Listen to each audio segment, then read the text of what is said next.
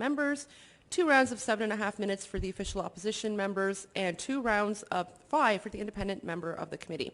Minister, the floor is yours. Please begin. Thank you, and good morning, Chair, and good morning, members of the Justice Policy Committee. I am very pleased to speak today as the Minister of Public and Business Delivery Services. Say your name for the record before you begin. Thank you. All right.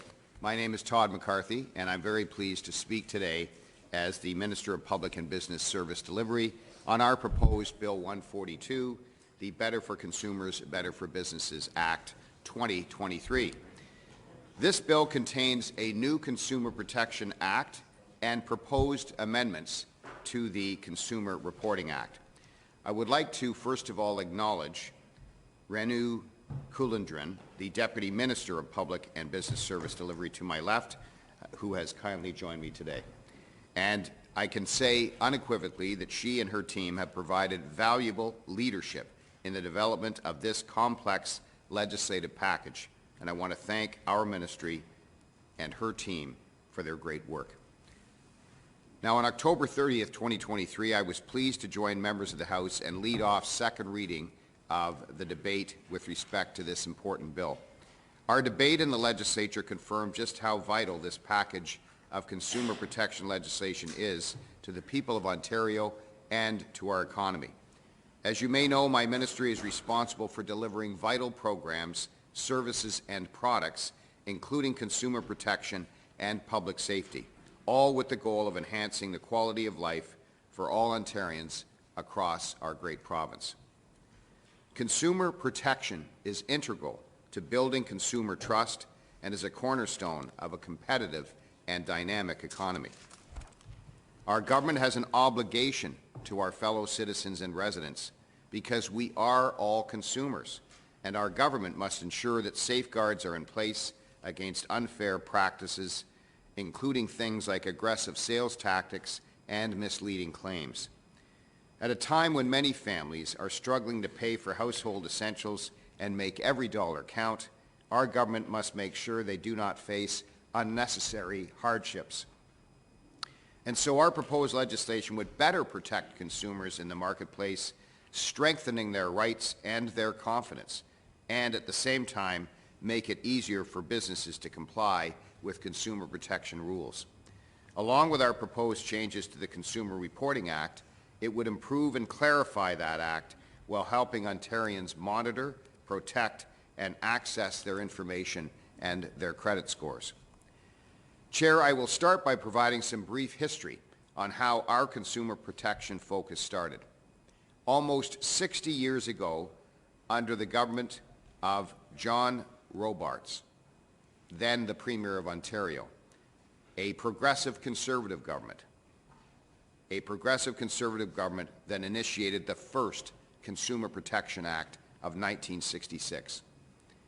The current Consumer Protection Act, several decades later, 2002, was also proposed, debated, and received royal assent while a progressive conservative government was in office in this province.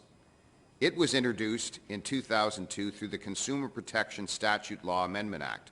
The goal was to harmonize and update consumer protection laws to better serve and safeguard Ontarians.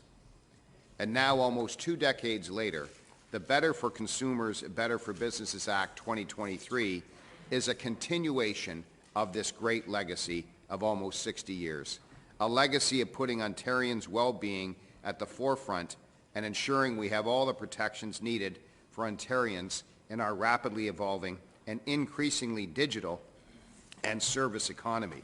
Much has changed even in the past 20 years in terms of how consumers purchase goods and services across the province. And that is why, after many amendments to the Consumer Protection Act 2002, it has been suggested that there be a complete replacement of that act with the new Better for Consumers, Better for Businesses Act 2023. In the preamble to this proposed legislation, you will see that it contains 4 pillars that speak volumes to the purpose of this consumer protection legislation. The 2 most important of these pillars are that, and I quote, consumers should have confidence that they are well protected and well informed when they buy goods or services in the marketplace. And that, and I quote, "The economy thrives when businesses understand their responsibilities and consumers can trust businesses when spending hard-earned dollars," unquote. Simply put, our government must empower consumers and support them while offering businesses a level playing field to promote marketplace fairness. Our new proposals would help better protect consumers against unfair business practices, building upon the protections in the in the current Consumer Protection Act of 2002. So the core principles of that act will continue, but they can and must be updated in this digital market that we now live in. And in doing so, we can and would, if the legislation is passed, better address what can be done when a business engages in those unfair business practices as defined in the proposed legislation. Now, since the 2002 Act came into force in 2005, the current Act has not been comprehensively updated. There have simply been, as I've indicated, Chair, a series of amendments over the past several years. And in today's increasingly digital and service-oriented economy, it simply does not reflect current reality. Over the years, our government has received an increasing number of complaints about harmful, misleading, and costly business practices, as well as real and perceived gaps in enforcement. We know these issues disproportionately affect new Canadians, seniors, and other vulnerable consumers, while also undermining a fair and competitive economy. When our government introduced the Rebuilding Consumer Confidence Act in 2019, my ministry began a comprehensive review of the existing Consumer Protection Act, and this was part of a broader strategy to rebuild the confidence of Ontarians in the marketplace. So the proposed new Consumer Protection Act reflects years of work, Chair, including extensive consultations with the public and stakeholders over a 3-year period. We heard during this time from a vast stakeholder group that included consumers, consumer associations, legal and advocacy groups, businesses and law enforcement officials, many that support our suite of proposed reforms. This proposed legislation would help us better align Ontario's regime with other Canadian jurisdictions and would make us a leader in consumer protection and in the digital economy, while safeguarding our senior citizens and vulnerable populations who are often exploited in this complex consumer world. And so we have called our proposed act the Act for Better Implementation of Consumer Rights, while balancing that right and those rights with making it easier for businesses to comply. Hence, Better for Consumers, Better for Businesses Act 2023. Because we are strengthening protections while streamlining and clarifying requirements that do make it easier if passed, would make it easier if passed, for businesses to understand and comply. The bill, if passed, would also introduce new enforcement powers to better enable my ministry to hold those few bad actors accountable. Now, I would like to address some measures that we are exploring in more detail. To better protect consumers, this proposed legislation would update contract rules to adapt to changing technology and innovations in the marketplace. Many of these have been very recent. We would seek to address consumer harms by reducing barriers to consumer choice and advancing sector-specific protection measures, including unilateral contract amendments made by businesses, as well as automatic renewals and extensions and subscription traps.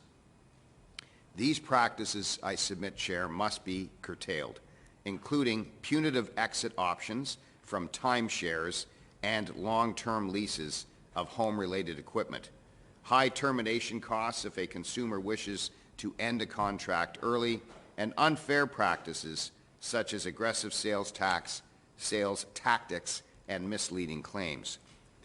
A single set of core rules would govern consumer contracts, regardless of the type of contract, the sector, or how the business operates. Whether online, by phone, or in person, we will, if this legislation is passed, make it easier for consumers to understand contracts. My ministry will also explore whether certain contract types need additional rules in instances where increased intervention is required. This will be consulted upon during regulatory development. Another topic of concern in today's consumer marketplace is gift cards, especially as we approach the holiday season this year. Our government is proposing to transfer the current regulatory prohibition that gift cards cannot expire into the new Act to ensure prominence and to enshrine this rule. As we further develop the numerous proposals in this legislation that would be implemented in regulations under the Act, we will continue to work with our stakeholders and the public. More than before, businesses would need to obtain clear consent from their customers for any contract amendments, renewals, or extensions. Once implemented, these proposed changes would also offer more choice to consumers and the right to exit and put their hard-earned dollars to work elsewhere for new or alternative services or goods. Ontarians have a right to understand these contracts clearly, right from the beginning, right up front, so that they can make purchases that suit both their needs and their budgets. By reducing costs to consumers when they terminate contracts and potentially change suppliers, we would also support competition and improved consumer choice. Once implemented, these proposed changes would also make it easier for consumers to cancel subscriptions and memberships. If a business engages in an unfair practice, the new Act would give consumers the right to rescind the contract 1 year after entering the contract or 1 year after the unfair practice takes place, whichever is later. Under this proposed legislation, if a consumer must take legal action to enforce that consumer's right to a refund under the Act, and if the consumer is ultimately successful in court, that consumer would have the right to recover 3 times the amount that should have been refunded by the business in the first place. This would act, we submit, as both a general and specific deterrent against unfair practices. Now, as a former trial lawyer and a former deputy judge in the small claims court over many decades, I know just how important it is for consumers who have been wronged to have speedy justice and to receive fair compensation. That on-the-ground experience provided insight into how important it is to modernize consumer protection and to make sure that the rules and the core values upon which consumer protection is built in this modern and digital world are clearly understood by consumers and businesses alike. Our proposed legislation also would have an exit option of 25 years for timeshares, as well as addressing other long-term leases. We know that understanding the true costs of long-term leases, such as for a water heater, including the cost to terminate the lease early, can be particularly challenging for seniors and newcomers to our province. Our proposed changes, therefore, would, if passed, establish specific rules for a new category of long-term contracts, primarily those for long-term leases of heating, ventilation, and air conditioning, known as HVAC leases. And this would also apply to other home comfort appliances. To provide Ontarians more clarity and consumer choice, businesses would need to provide them with a clearly disclosed buyout schedule, which shows that the cost to buy out the contract, what it is specifically, and to obtain ownership of the equipment would decline over time to zero. This would have to be clearly disclosed to consumers by businesses selling these products or appliances. Additionally, by establishing a 10-day cooling-off period and setting limits on termination costs for purchase cost plus leases, the citizens and residents of Ontario would have increased protections and options if they decide to end a contract early. Our proposals will also allow Ontario citizens to share their experiences with a business without fear of repercussions, as the free flow of information between consumers and among consumers is vital to improve competition and for businesses to improve their customer experience. Under the proposed legislation, businesses would be prohibited from including terms in a contract that try to deter customers from publishing reviews or that bill customers in response to the content of these reviews. We believe that businesses would also benefit from our proposals, including clearer, simpler contract requirements that reflect our dynamic and increasingly digital-first marketplace. We must ensure that our laws support a fair and competitive economy while striking a balance between strengthened consumer protections and supporting other government measures to reduce burdens and costs for businesses. During these times of uncertainty, our government continues to create the conditions that allow for prosperity, innovation, job creation, and a competitive economy as we attract new businesses and investments. And so if passed, the Better for Consumers, Better for Businesses Act 2023 would allow my ministry to have stronger enforcement powers against the few bad actors who seek to take advantage of the most vulnerable consumers. I want to reiterate that these strong enforcement measures are not intended to add any additional costs or burdens to business, because we know that the vast majority of businesses are compliant and are upstanding and understand that the customer service experience must be top of mind. So before using its strongest enforcement tools, my ministry would need to be satisfied that there are reasonable and probable grounds to believe that an offense under the proposed new act has been committed, and that the public interest demands that certain action be taken. The new proposed Better for Consumers, Better for Businesses Act contains two schedules, the first being what I've outlined already, that's the new Consumer Protection Act 2023, and the second schedule addresses the Consumer Reporting Act, and this sets out what can and cannot be included in a credit report. It also governs the province's 29 registered reporting agencies, also known as credit bureaus or credit agencies. These provide information about consumers' credit histories, such as their borrowing and bill-paying habits. These histories can be provided to third parties, such as creditors, insurers, employers, and landlords. In 2018, amendments to the Consumer Reporting Act were passed by the previous provincial parliament, but they have not yet been proclaimed into force. This includes changes related to consumer access to consumer reports and scores, security freezes, and ministry enforcement powers. The changes we are now proposing, Chair, would, if passed, improve and clarify the Act by giving consumers greater access to their credit information and a greater ability to limit how their credit information is shared through what we call security freezes. When agencies contravene the Act and its regulations, consumers would be able to seek recourse as well as enable them to correct and protect their information, especially against identity theft.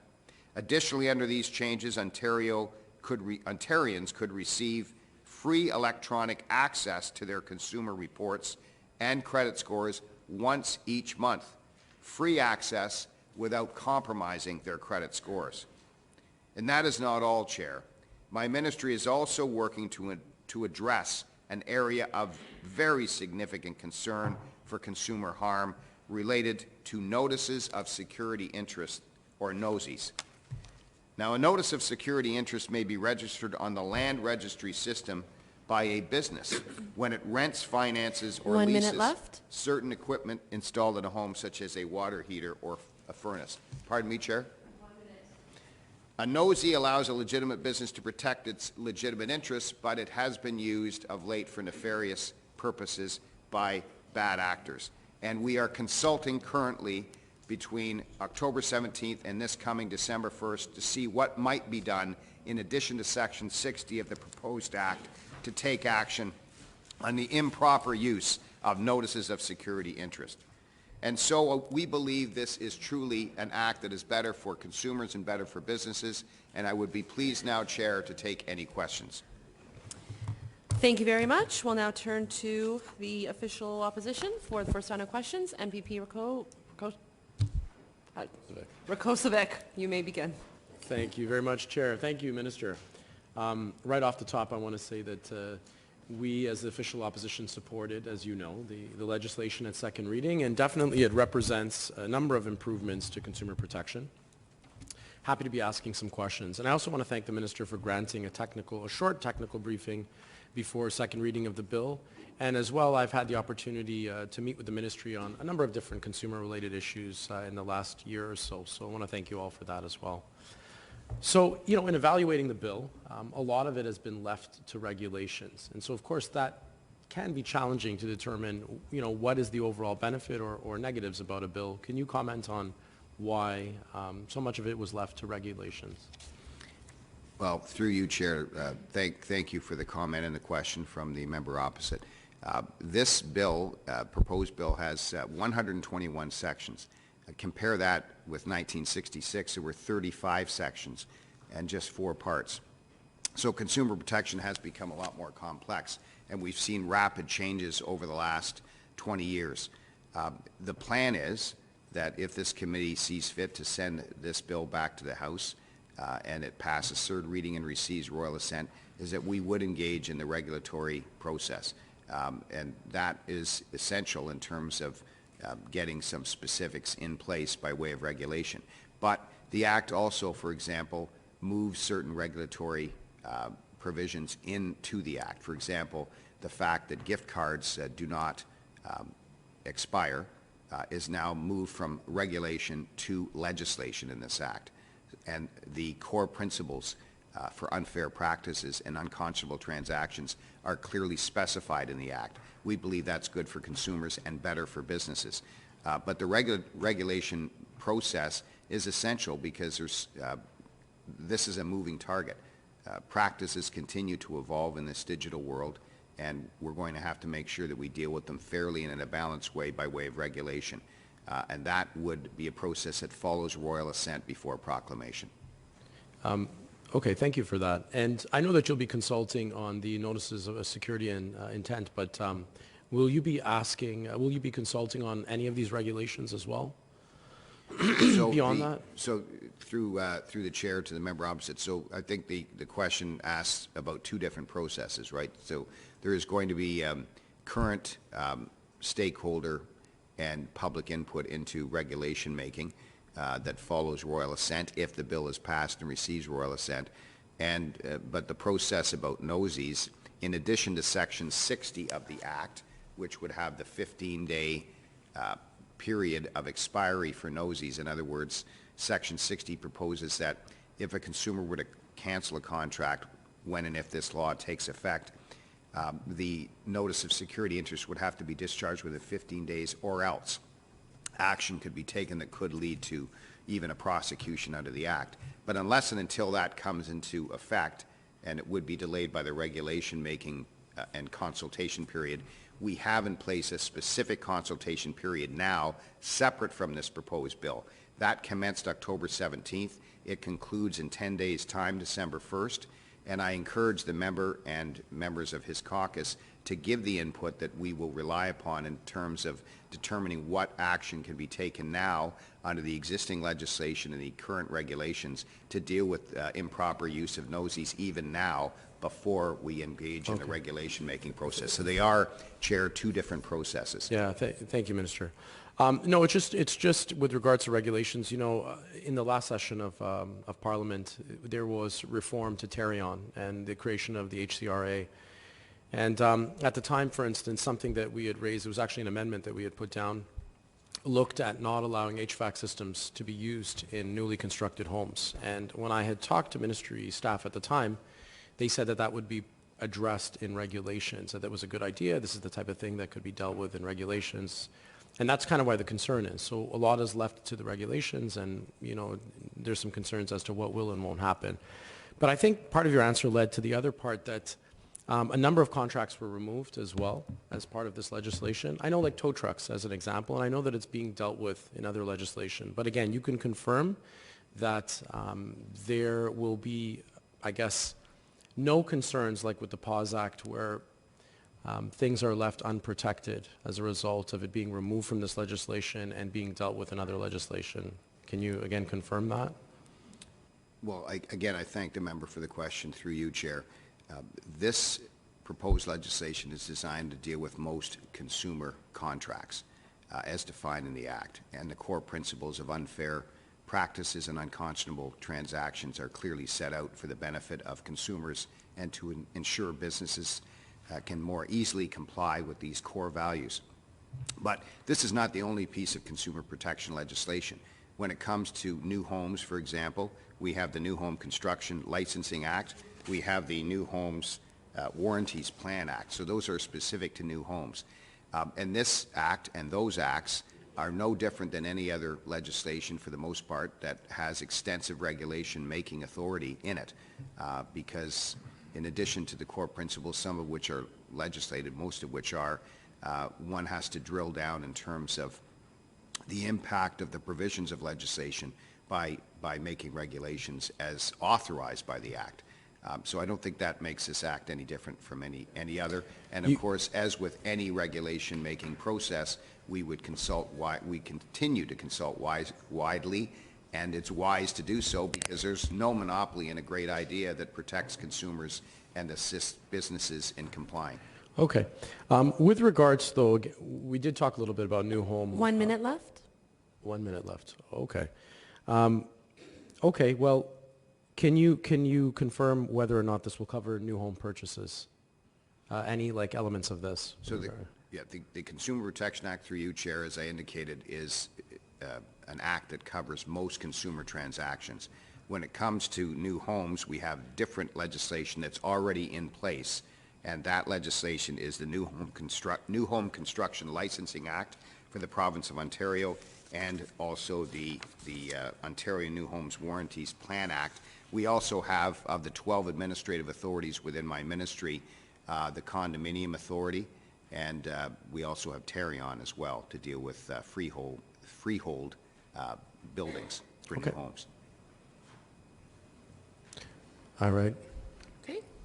All right. We'll now turn to the independent member for 5 minutes. You may begin.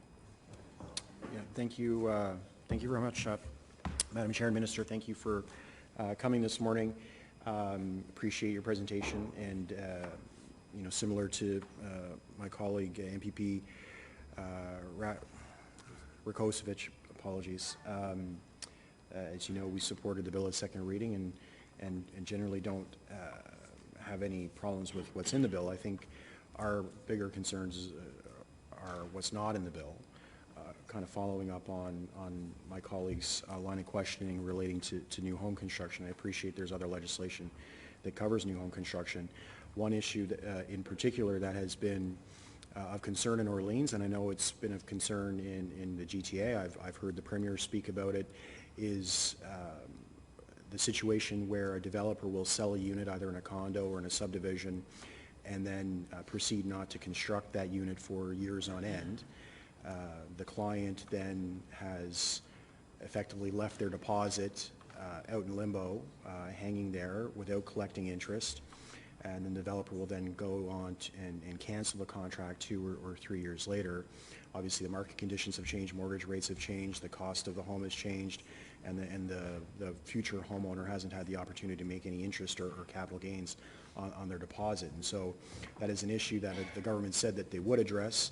I don't know that it has been addressed, and so I'm wondering why it wasn't included in this particular bill, and do you have plans to bring a bill forward to address that kind of situation? Well, I thank the independent member through you, Chair, for the question. So this Consumer Protection Act is dealing with transactions that are not specifically in relation to new homes. We already have legislation with respect to new homes, and we already have an administrative authority, Tarion, that deals with freehold homes, new homes in that regard. The legislation, as I've indicated, is the New Home Construction Licensing Act and the Ontario New Homes Warranties Plan Act, and the regulations contained under those acts. So if I may finish, Chair, so and there are regulations under that act, and there's an administrative authority. The member indicated 2 types of home purchases. Condominiums are the subject of trusts. So when a deposit is put down on a new condominium unit, the deposits are held in trust and accordingly protected. Whereas with freehold, although there's no trust associated with the deposit, there is the compensation fund through Tarion, and that deposits up to $100,000 per home purchaser are protected and refunded to the consumer, despite the fact that there is not a trust in place, as with the case with condominium units. So that the two types of purchases are different and have different protections associated with them, but protections nevertheless, Chair. Yeah, Minister, I'm aware of the regulatory and legislative environment, and thank you for educating the rest of the committee about that. The question was very specific, however. The Premier has indicated himself that he feels that this is an issue. He said so on live television. We've got the recording of it. It is clearly a live issue. It's not a matter of the deposits being protected. It's a matter of the fact that if you have your deposit sitting in the bank account of a home builder for 2 or 3 years, you as the future purchaser are not benefiting from that deposit. And then to have your contract canceled 3 years later, when mortgage rates are double, when home values are up 10, 15, 20%, your purchasing power with that deposit has declined significantly, and you've blown through 2 or 3 years worth of rent. So the question is, do you plan to bring forward legislation or regulation that will give Tarion or HICRA the authority to stop that practice from happening and provide compensation to those potential homeowners when that does happen? There was a case in Orleans where Ashcroft Homes, one of the worst builders in Ottawa, had a subdivision, took deposits. 3 years later, they canceled those contracts, and then within weeks put those lots back on the market. That's crazy. That's crazy that that's allowed to happen, and there are always gaps in legislation. You're aware of that gap. The Premier is aware of that gap. My question is, are you planning to do something about it? Well, through you, Chair, to the independent member, you know, it's a concern for everyone. The dream of home ownership should never, ever become a nightmare for any individual, couple, or family. And when it comes to new home deposits, we are... That's all the time that we have. We'll now turn to the government side. MPP Coe, you may begin. Thank you, Chair, and through you to the Minister. Welcome, Deputy, as well. About 2 months ago, I chaired a roundtable for seniors, Minister, and we had representatives from the community to talk about particular programs that were available. We also had a representative from the Durham Regional Police Service, Detective Franson. And he spoke about notice of security interests and the concerns that the police service had in Durham for the number of incidents of homeowners being defrauded out of thousands of dollars by unscrupulous, in some cases, service providers going forward. I'd like you to speak, Minister, a little bit more broadly about how Bill 142 is going to protect our vulnerable communities like seniors. And there were several seniors that afternoon at the Senior Center in Whitby who brought up their concerns and who were victims of this type of crime. How's the government addressing the fears by the people like seniors who built the communities that we have the opportunity to live in today? Thank you, Minister. Thank you, through you, Chair, to the wise member from Whitby who's always got his ear to the ground when it comes to his constituents and the people in our region of Durham. We are very concerned about the improper and even criminal use of notices of security interest, especially in regard to those who have been victimized, new Canadians and seniors and other vulnerable Ontarians. So our government is actively working to address and reduce the harmful and inappropriate use of notices of security interest against consumers. So as announced on October 17, 2023, in addition to the Section 60 provision in our proposed bill, but in addition to that and alongside of it, a period of consultation is underway that commenced October 17th, will continue until December 1st, and our government is consulting on changes to the legislation to help address issues relating to the misuse of nosies, but also what can be done under current legislation and current regulations. So the consultations can be the subject of submissions on the regulatory registry.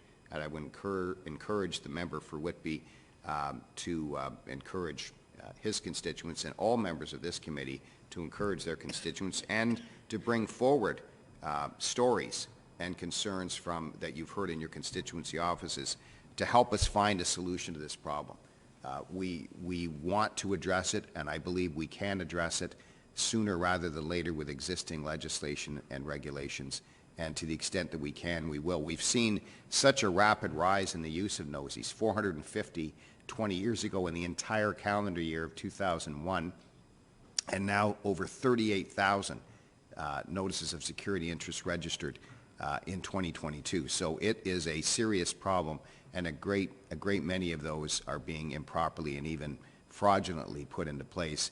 And quite frankly, those homeowners with significant equity in their homes are being targeted in a way that is completely unacceptable and is deserving of, in some cases, prosecution for criminal activity. So obviously police services have been involved to enforce the law, but we will do what we can in terms of the area of Consumer Protection Act once this, the existing Consumer Protection Act, once this consultation period is concluded. Minister, for that response. And Chair, through you to MPP Bailey, please. Thank you, Chair. Through you and to the Minister and the Deputy. Welcome, Minister and Deputy, here today. I want to touch on a little different. You mentioned the 12 administrative authorities that you administer through your ministry. So my key interest, because of the billions of dollars we're spending on infrastructure improvements across this province and in smaller communities, water, sewer, et cetera, can you touch on any improvements or additions to the Ontario One Call Act? Close to my heart. Yes. Thank you, through you to the member, Chair. We have, as one of the administrative authorities under the jurisdiction of this ministry, One Call. And it has a very important history that goes right back to the member here at this committee asking this question. So, and it just, I think it demonstrates what being a true parliamentarian is all about, and that is the member asking the question. During the 2011 to 2014 provincial parliament, we had a minority government, and a private member's bill was initiated that was ultimately the motivation for what became the 2012 Underground Infrastructure Notification System Act. And that act has been in place for 11 years and has worked quite well. Could it use some improvement? Could it use some updating? I think so, but the fundamental core value of that was that the government of the day, in a minority parliament situation, adopted a private member's bill in principle, as I understand it, and put it into place, which ensured that when it comes to locates, that there's one call that needs to be made. Because, quite frankly, it was important then, but it's even more important now, because as we have this plan to build in Ontario, highways, subdivisions of new homes, condominium developments, subways, and highways and infrastructure of every type. We're going to be building, we're going to be digging, we're going to be excavating, and we need to do it safely. So I thank the member for bringing forth this idea over a decade ago. I congratulate him on a government that he was not part of adopting his plan in principle, and for the safe practices that it's created over the past decade. And to the extent that it can be improved upon, we'll be consulting with the One Call Administrative Authority and anyone who wishes to have input to see if and when it might need some further improvement. But I really do congratulate the member, because, as I said, I've always known him to be a great parliamentarian, and this is an example where even in opposition he brought forth a great idea that came to be in terms of becoming legislation.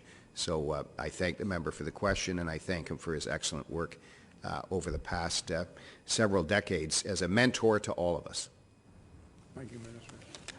Go to MPP Dixon. You only have 20 seconds left. Perhaps I will just say, Minister, and you can address this next time, I greatly appreciate you bringing so much expertise to this role as an expert in civil litigation, insurance litigation. And when we return, I will ask you about the limitations to liability clauses. Thank you. Thank you. We'll now turn to the independent members. Who would like to begin? MPP Rakocevic? Rakocevic. Okay. Thanks again, Chair. Back to the Minister. So again, thank you for answering the first round. So I think, as I've stated, we obviously support it, and there is positive improvements to consumer protection in Ontario. But I think there are obviously some things I think we could do more on. And I think one of the big concerns that we have is the fact that it really doesn't come overall with enforcement mechanisms. If you're a consumer and you're facing a challenge, especially by a large industry player or a big company or a big business, ultimately you have to go to court. I know you gave the example of the rebates where now under this act you will have the ability to get, I believe, 3 times the amount if successful if you win in court. But it could be a numbers game for businesses where they may continue certain practices, and without really overall enforcement, it'll really always put the burden on the consumer to go after them in the courts. And it's the age-old David versus Goliath situation. Can you comment on that one? And I thank the member for the question. Because I was a former civil litigator and former deputy judge, I know that access to justice that has only one approach, that is go to court and sue if you've been wronged, is not always the best approach. So we do need alternatives, and we have those in this Act. First, we have specific new enforcement powers included in the new Consumer Protection Act proposals. These enforcement powers include compliance orders on businesses facilitating contraventions in the current CPA. Compliance orders can only order persons who are contravening the CPA to come into compliance, not intermediaries. That's an important change. Now, these complaints can be initiated by the consumer through dialing the 1-800 number or by going online for Consumer Protection Ontario. Also, the new Act would extend the Director's order-making power to cover any business whose actions have the effect of assisting a business to contravene the CPA. Now, when a complaint is made, what's important to understand is that creates an investigation process, and that is because under the Director there are many investigators who can pursue action. But this action can include mediation, for example, between the consumer and the business, Minister, up to and including full prosecution and even jail time. So those enforcement powers are not something the consumer has to bring to court, if I may, Chair. Well, the consumer, civil litigation and action in the small claims court or superior court is entirely in the control of the consumer. But the Minister, complaint process results Chair, in the director and the investigator. I would just like to, remind members not to speak over one another. And given the limited time, of course. And I appreciate the answer. It's just, look, I mean, you brought up the pandemic, but the reality is there were 30,000 complaints made to the Consumer Protection Hotline, and not a single fine was issued at that time. There are many instances where I know this legislation doubles fines in some cases, but when we've done analysis in many different areas, when fines are doled out in some other areas, they're always very minimal relative to the max amount. So there's a concern definitely that comes with that. But I want to move on to another issue, which is gouging. I know that, again, this legislation talks about gouging, but based on my understanding, it really is about comparing prices within an industry. So if you have one particular product being sold at X amount by one, which is significantly higher than all similar products, this is considered gouging. But what happens in the case of industry-wide gouging when consumer protection experts and consumers are speaking out saying that this is a huge challenge? You know, we're overpaying, let's say, on the case of auto insurance relative to other provinces, even in North America. What does this legislation do to deal with industry-wide gouging, and not just auto insurance, but in other areas? Well, through you, Chair, of course, we have a system of government in Canada that is based on the division of powers between the federal and provincial government. So certain aspects of improper price gouging might well fall within federal jurisdiction, but we always do what we can do provincially, and consumer protection can and must address price gouging to the extent that a provincial government can address it. We've done it. This new act, if passed, is intended to strengthen prohibitions against unconscionable conduct, and this includes practices relating to price gouging. To the extent that there may be other remedies that have to do with industry-wide price gouging, there may be remedies in other legislation not within the jurisdiction of the province. But providing greater clarity that price gouging is a prohibited unfair practice in the proposed new act is intended to better enable the government to respond to price gouging in the marketplace in the future. And it is important to note that this prohibition would not address systemic high prices, including sectors such as grocery retail, because the CPA is not a price control statute. This would be an issue relating to anti-competitive conduct that falls under the Federal Competition Bureau. Also, when it comes to high prices for groceries, we know that that's driven by the carbon tax. Minister, I understand. Continually spoken out against the carbon tax, fought it, government to at least pause it, if not repeal it altogether. Well, that's the federal government. We do what we can I understand. in the provincial government, and we call upon the federal Minister, government to do its part. all right. Well, I hope since the government has been very active petitioning the federal government to do certain things, that you would be petitioning them on the issue of gouging across entire sectors. I just want to remind members, if you're laughing really loudly and I can't hear, that's actually not really helpful, especially since it's your side asking questions. So I'd like to be able to hear MPP Rakocevic. Thanks. Okay. Well, I hope again that that this government will actually petition the federal government, if you say it's really at their feet, to do something about this, because we're seeing it in groceries and many other things. The final thing that I want to mention, and I don't have much time left, is that, as you're probably aware, I retabled the Consumer Watchdog Act this session that I had tabled in the last one. And the reason that I've done this is because in other parts of the world, namely the European Union, where they really are the gold standard for consumer protection, ministries have these bodies that are there to stand up for consumers, help advise governments as well, and take action when necessary, even proactively. And in case that you mentioned, just like the minister in the last session did, the delegated authorities that are there in the many different areas are not protecting consumers. Many times their boards appear to be captured by the industries they're supposed to protect against. And so I'm really hoping that you will take the time with your ministry to look at the bill and understand that it is not something that would replace the Ministry of Business and Public Service Delivery, but it is something that could be there alongside a strong authority that could help this government and help all consumers. And I hope that you will take the time to look at it and consider it very seriously. So again, I thank you very much for appearing in committee. I thank you for tabling this bill and your work on consumer protection in Ontario. Thank you. We'll now turn to the independent member for 5 minutes. MPP Blais, you may begin. Thank you, Madam Speaker. On the issue of price gouging, we heard a lot from the Premier and the government during the pandemic about the steps the government would take to address specific price gouging at that time.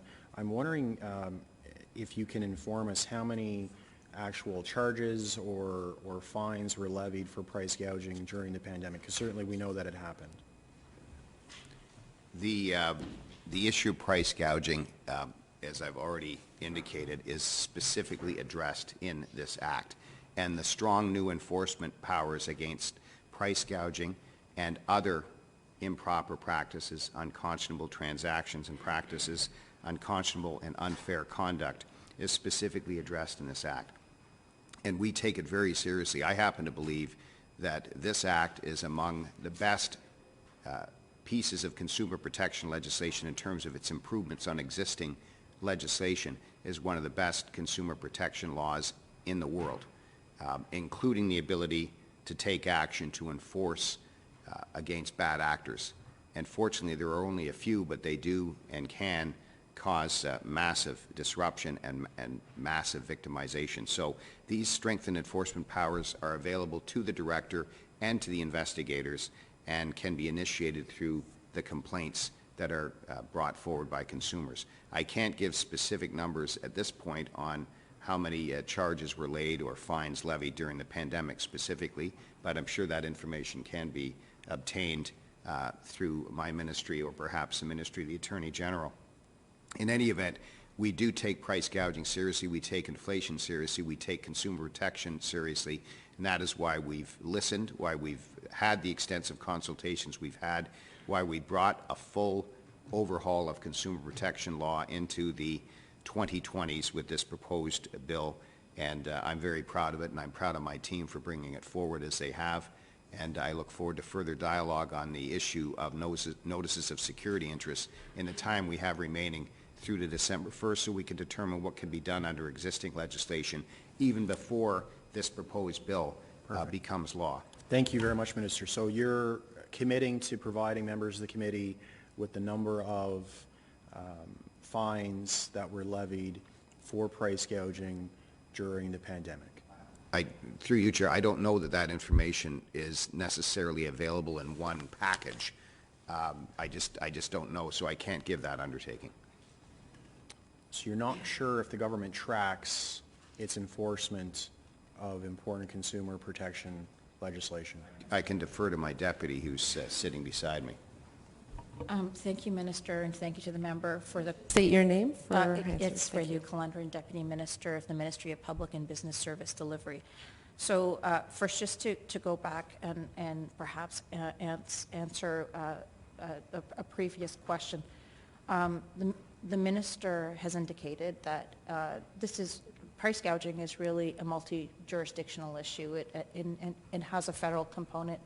In fact, the ministry has a memorandum of understanding with the Competition Bureau, and where issues of consumer protection intersect with marketplace issues, we do work collaboratively to share information, to look at ways to collectively address marketplace issues. So I just wanted to mention that. The second thing is that not necessarily all complaints result in enforcement action. So and necessarily meet the threshold of the intent of the legislation. So I would say that we can endeavor to get that information to you, but because those complaints were registered does not necessarily mean that they were resolved or considered out of scope. So so we can get that back to you. Yeah, no, on I the appreciate specifics. that. Not every person who makes a complaint to the police, it's not everything is always a crime. I appreciate that investigations have to happen and a judgment needs to be made. I guess my point, and I think the concern of Ontarians would be, is that the Premier got up on television and said he was going to protect consumers from price gouging, and 2.5 years later, the ministry and the government can't seem to provide any information on how many actions actually took place and what the results of those actions were. And so it seems to me that it's almost a little bit of an empty promise that was made, right? And so if you're not going to track, and I appreciate you maybe don't have it, but you don't even know if it exists, otherwise there would be a commitment to get it. Thank you. That's all the time that we have. We'll now turn to the government for 7 minutes. MPP Dixon, you may begin. Thank you, Chair, and through you to return to my question, Minister. Given your expertise in the area, which I think really comes through, can you explain a little bit further how Bill 142 is addressing some of the issues that we have related to limitation of liability clauses? And so Section 7 of the proposed bill brings forward a core principle that waiver is not permitted in terms of a Consumer Protection Act, a consumer contract under the Consumer Protection Act. That's a core principle. It's one of the bright line principles that we have alongside unfair business practices and unconscionable business practices, and specific examples of those categories of improper practices are set out early in the legislation so that both consumers and businesses can understand it. And quite frankly, what it does is it makes certain practices, including a full waiver of rights, substantive and procedural, it makes any attempt at such a waiver void in any consumer contract. That's the core principle. So we once lived in an age of caveat emptor, where it was buyer beware, the Latin for buyer beware, and that has been completely replaced with the abolition of improper, unconscionable, unfair practices such as a waiver of one's substantive and procedural rights when you're a consumer purchasing a consumer good or service. So that's in Section 7 and the provisions that follow that categorize examples. And plain English for lawyers is the way of the world so that people can understand the legislation that governs them. We use specific examples of what is and is not an unfair or unconscionable practice. Thank you, Minister. MPP Saunderson? Yes, thank you, Madam Chair, and thank you to the Minister and Deputy Minister for your presentation this morning. And there's an issue that's very much alive in my riding, and we have a number of timeshare businesses. And over the last couple of decades, that's an industry that's got a reputation that runs hot and cold. And in my riding, we have some very responsible timeshare providers, but it is a long-term contract, and it's an industry that has a reputation. So I'm very pleased to see in here some aspects of the new Consumer Protection Act that are impacting on the timeshare business. And I'm wondering if you can tell us, Minister, the ways that Ontarians will be protected when entering into a timeshare contract and what changes have been made under to the current regulations. Well, I thank the member for the question through you, Chair. Our Premier, the Honourable Doug Ford, makes promises and keeps those promises. Promises made, promises kept, getting it done. And so when he identifies a problem through listening, we take action, and that's what we're doing with the Consumer Protection Act, addressing price gouging, and also after listening and consulting on the issue of the specific long-term timeshare type contract.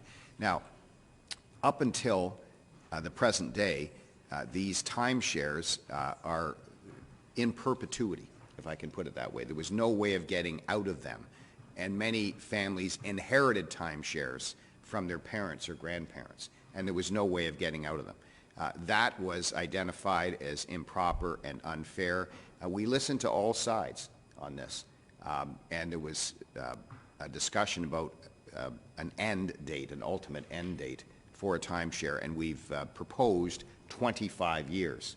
Or in the alternative, if the original consumer entering into the timeshare has passed away, that upon the passing away of that individual, their heirs and successors can elect to immediately end the obligations of the estate to continue with the timeshare.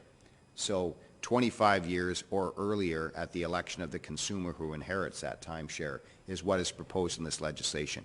And we consider that that's a fair balance, considering that it presently is in perpetuity and no other way to get out of it. And now this sets the ground rules clear for everybody involved, and it's retrospective. It's proposed to be retrospective, so it would catch new timeshares when and if this act is proclaimed in force, and when and if this act is proclaimed in force, it would catch existing timeshares going back many decades. So the ground rules will be clear, and they'll be retroactive if the legislation is passed. We think that's right and fair for consumers. Thank you very much. That's my question. You, MPP Hogarth? Thank you, Chair, and thank you, Minister, and Deputy Minister, for being here. Actually, my question goes back to a question I had for Minister Romano when he was in your spot, and I brought it to his attention looking at our credit card statements, and there was, unwanted services or charges to subscriptions, and I thought, now with internet, we seem to press the wrong button, all of a sudden you see a charge on your credit card statement that you didn't mean to actually get charged for. So if you don't check your statement regularly, you keep paying these bills and you just don't know why you're getting charged. So in Bill 142, I noticed that there's some proposed changes that will address subscription traps, contract amendments and renewals and extensions. Can you share a little bit with those who are listening a little bit? Now, one thing is always check your credit card statement is good advice, but can you just elaborate a little bit on how the 142 will address this? Yes, I thank the member through you, Chair, for that excellent question.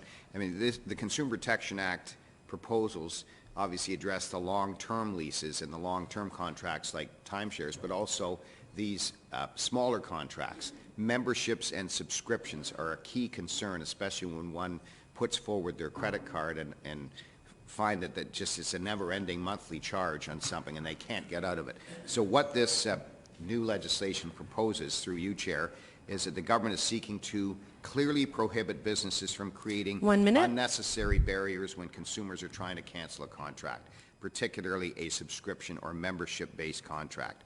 The new CPA would include regulation-making authority to achieve this outcome, as the requirements will be set out in regulation if the legislation is passed. So that specific rule that specific rule change will make it easier for consumers to get out of memberships and subscriptions that they no longer want or need, and it will be clear to businesses that they can't force them to continue to allow their credit cards to be charged. So very, very important provision. Not as big a commitment as a timeshare, but very annoying for those who are faced with these monthly credit card charges. Well, and it also adds up every month, you know, that it might even just be $7, but it's important to that person with affordability issues as they are today. Thank you for that answer. Thank you. There's 6 minutes left, so at this point, that concludes, sorry, 6 seconds, not minutes, sorry, 6 seconds. So at this point, I would like to thank the Minister for his time.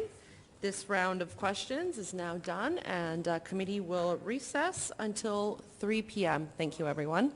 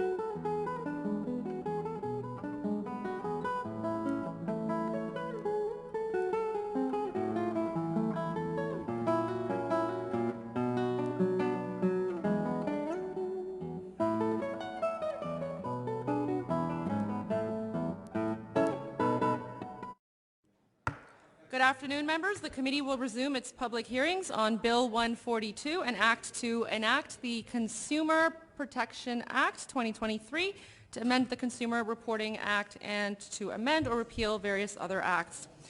The remainder of our presenters today have been scheduled in groups of 3 for each 1-hour time slot.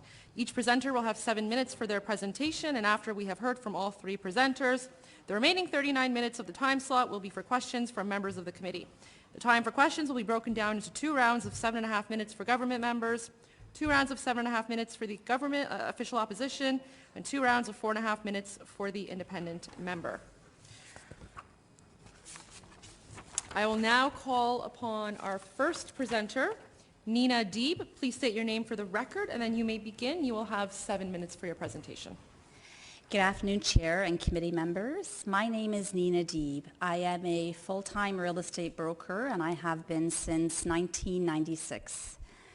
On Bill 142, the Consumer Protection Act, consumer protection was delegated to the development industry called HUDAC in 1976. This was packaged to buyers as a benefit to them. The buyers would now, by law, have a warranty with their new home. The buyers had no choice. They had to pay the development industry for their protection. The buyers shifted this mandated cost to the buyer's legal bill. Buyers now have 2 delegate authorities taxing costs onto their legal bills.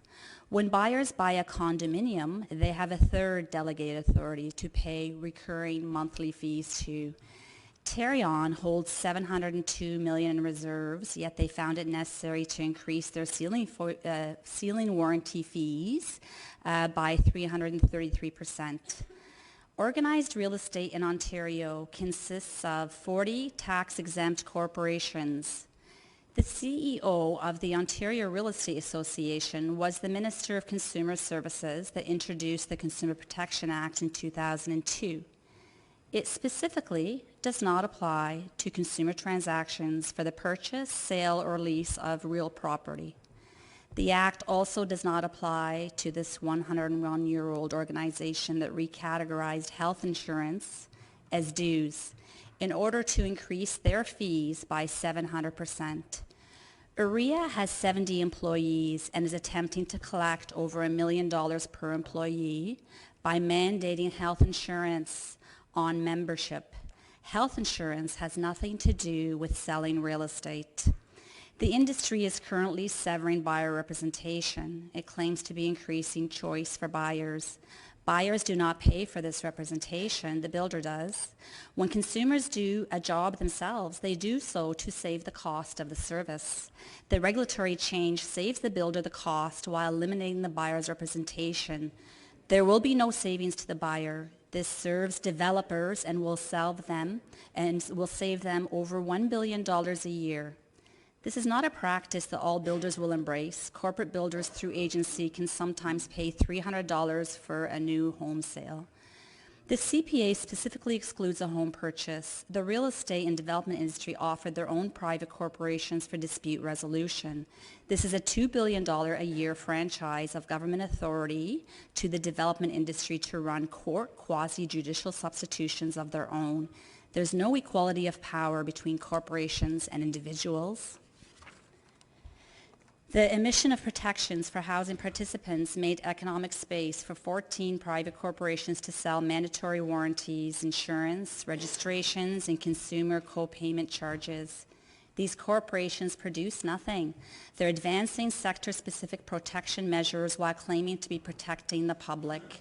If one fails, it could deploy one of their other authorities through legislative duplication.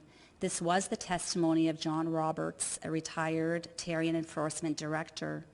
Former Ministry of Government Consumer Services and Common Sense Revolutionary operators make up the executive composition of these government replacement corporations, including ministers of MGCS, Solicitor Generals, and Ontario's former Deputy Solicitor General, among others. This bill proposes to introduce amendments regarding those that make false claims of government oversight. The delegated authorities choose names that lead the public to believe they are the government. Hot water heaters by aggressive sales tactics. New home buyers have no choice in whether they have a rental hot water tank installed in their home. Corporate builders force hot water tank rental contracts as a non-negotiable part of their home package. The builders I worked for did not practice this. Buyers could purchase a hot water tank and have it installed in their new home. I worked for fantastic builders. The builders I represented always met closing dates. If buyers took the time to purchase their fixtures and updates, the builder would have the plumber or electrician install their fixtures. They had heating units in the homes, but the builder would sometimes use the furnace and air conditioners in the model homes. Extend enforcement powers to cover the actions of the intermediaries like the billing agency. This bill proposes to extend the Crown to those corporations to use the government authority to collect funds. The Crown must not be made available for private corporations. The government must preserve, respect, and use of the Crown. These development industry corporations, through many regulators, have the power to bankrupt consumers, advocates, and critics. OMVIC collects fees from all three participants of a car purchase. TECO received taxpayer funds for the past 3 years and has been lobbying for the power to charge co-pay fees from consumers. According to the Ontario Auditor, between 2015 and 2019, the ESA collected $17 million in inspection fees for inspections that did not actually take place. Within 1 year of the expansion of powers of the Condominium Authority Tribunal, 6 condominium residents died. The idea to delegate power to private corporations for profit has resulted in devastating outcomes for individuals in volunteer positions and for consumers. The Minister of Consumer Services that created OMVIC, TECO, and RICO is on the executive board of Tarion and OMERS. He was the registrar and the CEO of the Ontario College of Trades. The Minister of Consumer Services that excluded housing from protection is the CEO of the Ontario Real Estate Association. The ministry says it would like to hold bad actors accountable. The bad actors are the politicians and former civil servants that are still developing a shadow government. Who protects consumers when they have complaints regarding the development authorities? In 1920, the real estate and development industry began as one association. This group of organizations is now 108. Consumers of housing do not have equal opportunity with the entire development industry. It would be highly inappropriate for more former MPPs with consumer protection posts to be appointed to these executive councils. Fast forward 20 years, see the executive boards of Tarion, HCRA, OMVIC, BAO, RICO, CAO. In conclusion, I would like to say I find that this bill is, it goes in, it's in the Thank you. face. That's all the time that we have for this round. We'll now turn to our next presenter, Barbara Kapchin. Please. Yes, Good, and then you may begin. You'll have 7 minutes. Thank you. thank you. Madam Chair and members of the Standing Committee on Justice Policy, thank you for this opportunity to speak about the Consumer Protection Act, Bill 142. I'm an independent consumer advocate with 15 years' experience helping consumers navigate our complex system of consumer protections, particularly in the area of new homes. I've written 19 columns published in the Toronto Sun over the past 4 years, all of them on consumer protection issues. All of my work is on an unpaid basis. The Consumer Protection Act is of vital importance because the consumer is the lifeblood of business, and confident consumers are more likely to engage with businesses and buy their products and services. A prominent entrepreneur once put it this way: customer service is not a department, it's the whole company. Without consumer confidence in the marketplace, the economy can falter. The preamble to this bill sets a positive tone. It says its objective is to provide fairness, a level playing field, and to make sure consumers are well protected and well informed when buying goods and services in Ontario. This is the point of my presentation today.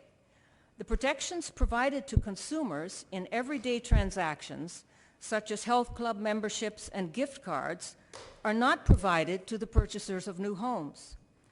I am asking you today to consider broadening the scope of the bill to include protecting new home purchasers. Here's why. A new home is the largest purchase many consumers will make in their lifetime. Approximately 60,000 people purchase new homes in Ontario each year. Consumers must have clear, fair, and accessible contracts in plain language with the interests of both parties balanced. Sadly, this is not what's happening. There is a complex and confusing patchwork of legislation which covers new home buyer protection in Ontario. There is the New Home Warranties Plan Act, the New Home Construction Licensing Act, the Condo Act, and these administered by two separate government agencies, Tarion and HCRA, the Home Construction Regulatory Authority.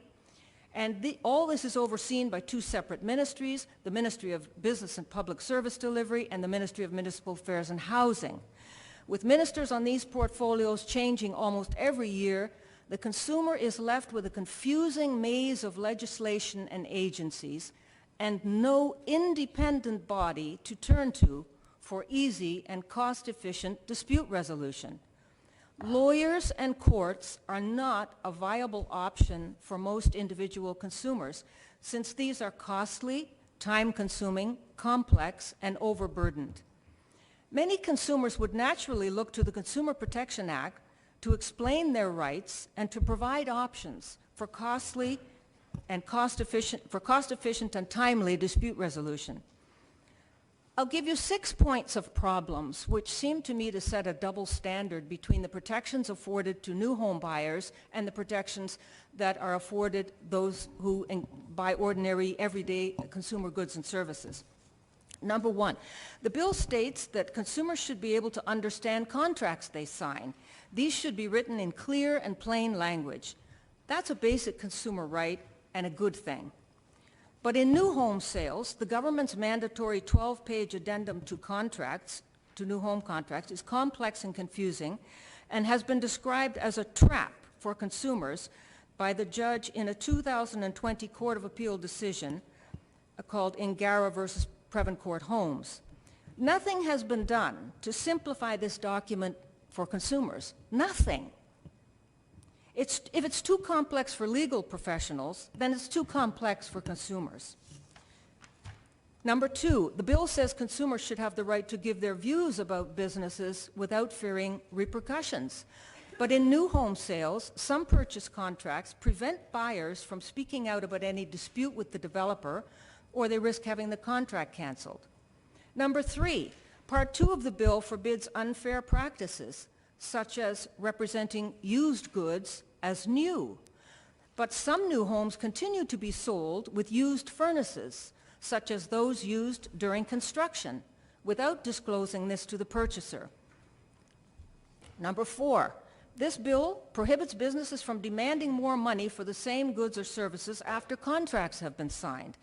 But in new home sales, this practice is being allowed, with price escalations sometimes in the range of $200,000 being asked for by developers after the purchase contract has been signed. Number 5, the bill protects the rights of consumers to start or join a class action lawsuit in many types of commercial transactions. Yet, class action lawsuits are forbidden in many new home contracts. Number 6, there's a mandatory cooling off period for many types of consumer contracts, including timeshare purchases and gym memberships. But there's no such protection for new freehold home purchasers. Anywhere in the legislation, deposit protection for new freehold buyers is also absent from legislation. In all of the above examples, basic consumer protections are provided to consumers in many types of consumer contracts, but none of this is available to new home purchasers. Why not? The intent of this bill is positive, but its scope is too narrow. I'd like to sum up by saying consumers need to understand their rights, and I'll close with the words of Sam Walton, the founder of Walmart. He said, "I have only one boss, and that's the consumer." Both businesses and government have an important role to play in making confident consumers. This bill must play a larger role. Thank you.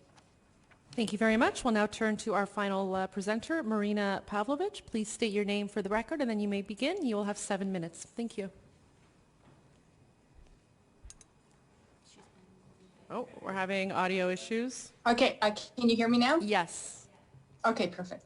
Good afternoon, Chair and committee members. My name is Marina Pavlovich. I would like to acknowledge and recognize that I'm currently in Ottawa, located on the unceded Algonquin territory. I'm an associate professor at the Common Law Section Faculty of Law at the University of Ottawa, and I'm also a member of the Center for Law, Technology and Society. My area of research and policy work is in consumer rights, particularly in the cross-border digital society. And my work covers subjects such as consumer rights, consumer redress, complaint handling, access to justice, and technology law and policy. My remarks are going to focus on the digital society, and in that, I think they complement my fellow co-presenters in a way that I think we have all identified that there are certain gaps in the current bill. And before I actually move to the bill, I would to sort of specific comments, I would like to provide a brief framing for my remarks. In today's society, with the increased digitization of goods and services, virtually all aspects of our daily lives and social interactions are made possible by or conditional on being consumers first.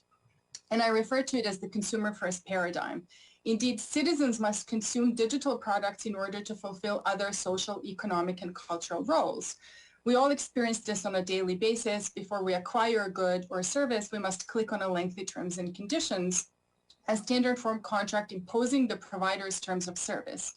These contracts are presented on a take it or leave it basis, and consumers have effectively become contract takers, or as my late colleague Ian Kerr noted, the contracts have become the rule and the businesses have become the rulers.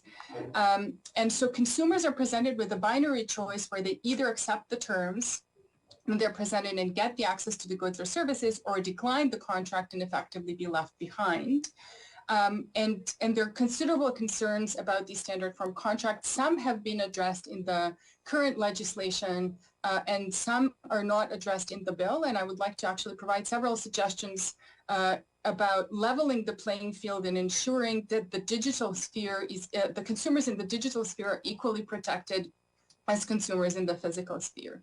So the first point that I would like to discuss, the online agreements and the monetary limit. So the current legislation sets the minimum limit of $50 to any agreement, so for the rights that consumers have under particular sections of the consumer protection legislation. The current bill does not set the limit, and that is left to the regulations, and we can discuss that as well. But it is really imperative to remove that minimum limit for online transactions, because most issues that are happening in the free sphere where consumers' rights are being violated. And also it doesn't then capture types of services where you have a service for free for a certain period of time and then you get charged for it. So for example, if you have a new car, certain services can be free for up to several years, and then they can start charging you for that. So removing that minimum limit is absolutely imperative. Disclosure of information. So one of the previous presenters also mentioned Section 4 of the bill that mandates clear, comprehensible, and prominent disclosure of information by suppliers. The Act does not actually define what constitutes clear and comprehensible. Majority of consumer agreements today are drafted in language that is only accessible to those with a higher level of education, making them literally incomprehensible for consumers. They do not know what they're actually signing on to. So my suggestion would be to use an objective criterion such as Flesch reading ease or Flesch-Kincaid grade level, which are used in legislation in other jurisdictions, to provide a specific level at which the language of the contract should be provided so that the consumers would understand it. So even if a contract were to be of a certain length, it would still be comprehensible to consumers. Somebody else also mentioned class actions. Class actions are an incredibly important mechanism for consumers to vindicate their rights. The current bill in Section 14, subsection 1, subsection B, inadvertently restricts consumers from participating in national class actions. So it allows for participation in class actions under the Class Proceeding Act in Ontario, but it does not actually permit consumers, or actually does not allow, waivers that would not allow consumers to participate in class action proceedings nationally would still be enforceable. So I think it would be really important to ensure that consumers can actually participate in national class actions.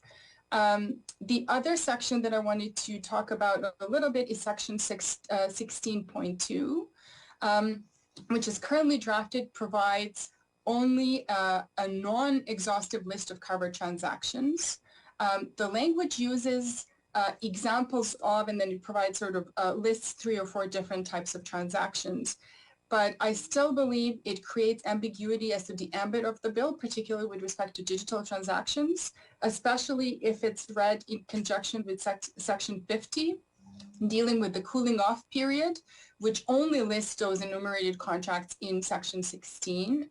As it has already been mentioned, cooling off period is an absolutely essential mechanism for consumers. And again, in this current under the current text of the bill, it doesn't actually provide any protections for consumers in the digital sphere. So just quickly talking about the cooling off period, again, Section 50. 1 minute left. I would suggest amendments to ensure that it covers consumers, again, in the digital sphere.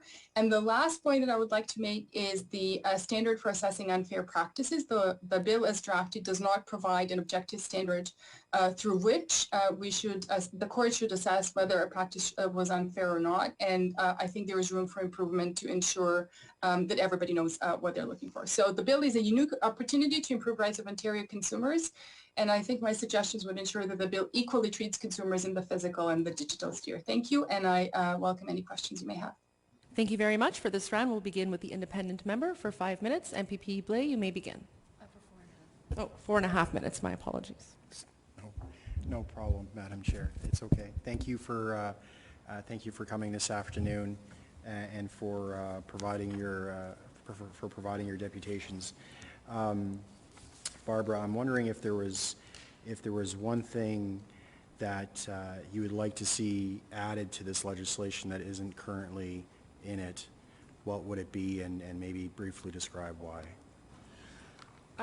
Well, I think one thing which would help tremendously is a standard purchase contract for new home sales. There's a standard 6-page contract for resale homes, but builders write their own contracts for pre-construction homes, and these can be 50 pages long. Consumers have to initial each page, and they have to initial each page of the 12-page incomprehensible addendum as well. So I would say a standard purchase contract for new home sales, and if I can make this recommendation as well, a new home buyer Bill of Rights. A new home buyer has to understand what their rights are. If they look at the Consumer Protection Act, they can't find anything in there. They look at the complex patchwork of other laws. They're barely understandable. As I say, I've been at this 15 years, and it's still difficult for me to understand that addendum, and many lawyers and judges as well. Thank you. And what would you include in this new home buyer Bill of Rights? Well, some of the things that I've mentioned in my 6 points, I certainly think there should be deposit protection for new freehold homes. There should be the right to engage in any legal activity you want to. You should not be prevented from engaging in a class action if you should decide to do that.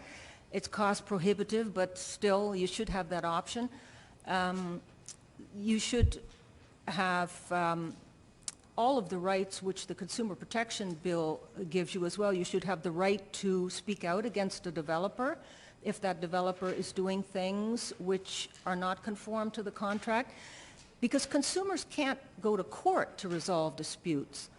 I also think there, in a new home buyer Bill of Rights, maybe there should be an independent ombudsperson who's independent of all of these agencies and who could resolve in a quick and efficient way consumer disputes with new home builders. Then we'd get rid of a huge backlog of people trying to struggle fighting with lawyers in the courts. That's not the answer. So Tarion and HICRA are both, intended to help consumers deal with home builders at various stages. Is the creation of the ombudsman necessary because Tarion and or HICRA are not doing their job properly, or are they unduly influenced in some way? Good question, on point. Those agencies, many consumer advocates and consumers feel, are not independent of the people they're trying to regulate. We don't feel they're independent of industry. Tarion has an internal ombudsperson, but we feel it's not independent of Tarion or builders. Therefore, you don't get a fair shake. That's what we feel. Yeah, sure. And the processes are very complex. Okay. And they take too long. Thank you very much. I don't think there's much time left. I appreciate it. Okay, thank you. We'll now turn to the government. Who would like to begin? MPP Saunderson. Yes, thank you very much. I want to thank all of our presenters for your input and your work. And as a lawyer who practiced in the real estate sector, I can appreciate your frustrations. And there is an aspect to the an agreement for the purchase of sale of land in a building. It's covered by statute of frauds. It has different regulations, legal requirements that apply to it. And so I'd be interested in getting your thoughts on how you could cross this threshold where you have the independent contracts that are covered by the Consumer Protection Act, like the gift cards, like the services, like the nosies, and how we could, because there's a legal issue, and maybe I'll start first with you, Professor, on this, because there is a legal distinction about the agreements for the purchase and sale of land that make it difficult to fit it into the consumer protection regime, and that's why it's not been caught so far. So I'd be interested to hear your thoughts on how we could cross that threshold and include those types of agreements in a type of consumer protection regime. It's a difficult question, but I'd appreciate your thoughts on it. So I do think there is an easy answer, though. Okay. Because the way the current legislation is structured, and it's somewhat mimicked by the bill, is that there are certain classes of contracts, or the named contracts, that have particular protections because they're different than sort of the larger group. So I think there is room to include contracts of particular kind under a separate heading that actually have specific rules that are different or in addition to general protections that consumers would have. And there is also, you can incorporate by reference then references to, statutory frauds or other statutory schemes where these issues are dealt. So I don't actually think that it is a difficult thing to do, and we've done it in the current legislation, there is an enumerated list of contracts. Again, home buyer stuff is not there, but there is no reason why it can't be really put there. So I think if you talk to the legislative drafters, there are creative tools by which we can actually put it in the legislation. Okay, I don't know if either of you had anything you'd like to add to that answer? Lawyer, and I'm not an expert, but I've had a lot of years of experience with this, and I think that a consumer is going to look at the Consumer Protection Act. It's just logical. You buy a new home, you think, I want to find out what my rights and protections are. So you go to the website of what's now called the Business and Service Public Delivery, or whatever it's called. Even the word consumer has been eliminated from that, which is extremely confusing to consumers. So you scroll that website, you find nothing which informs you of your rights. There could be a link there that could say to you, if you're a new home buyer, go here. Here are your rights. There, the new home buyer Bill of Rights could appear. And if you look at the UK, I tried to find out, well, how do they do this in other jurisdictions? The UK has a separate office, which is part of the new home, the Consumer Protection Act.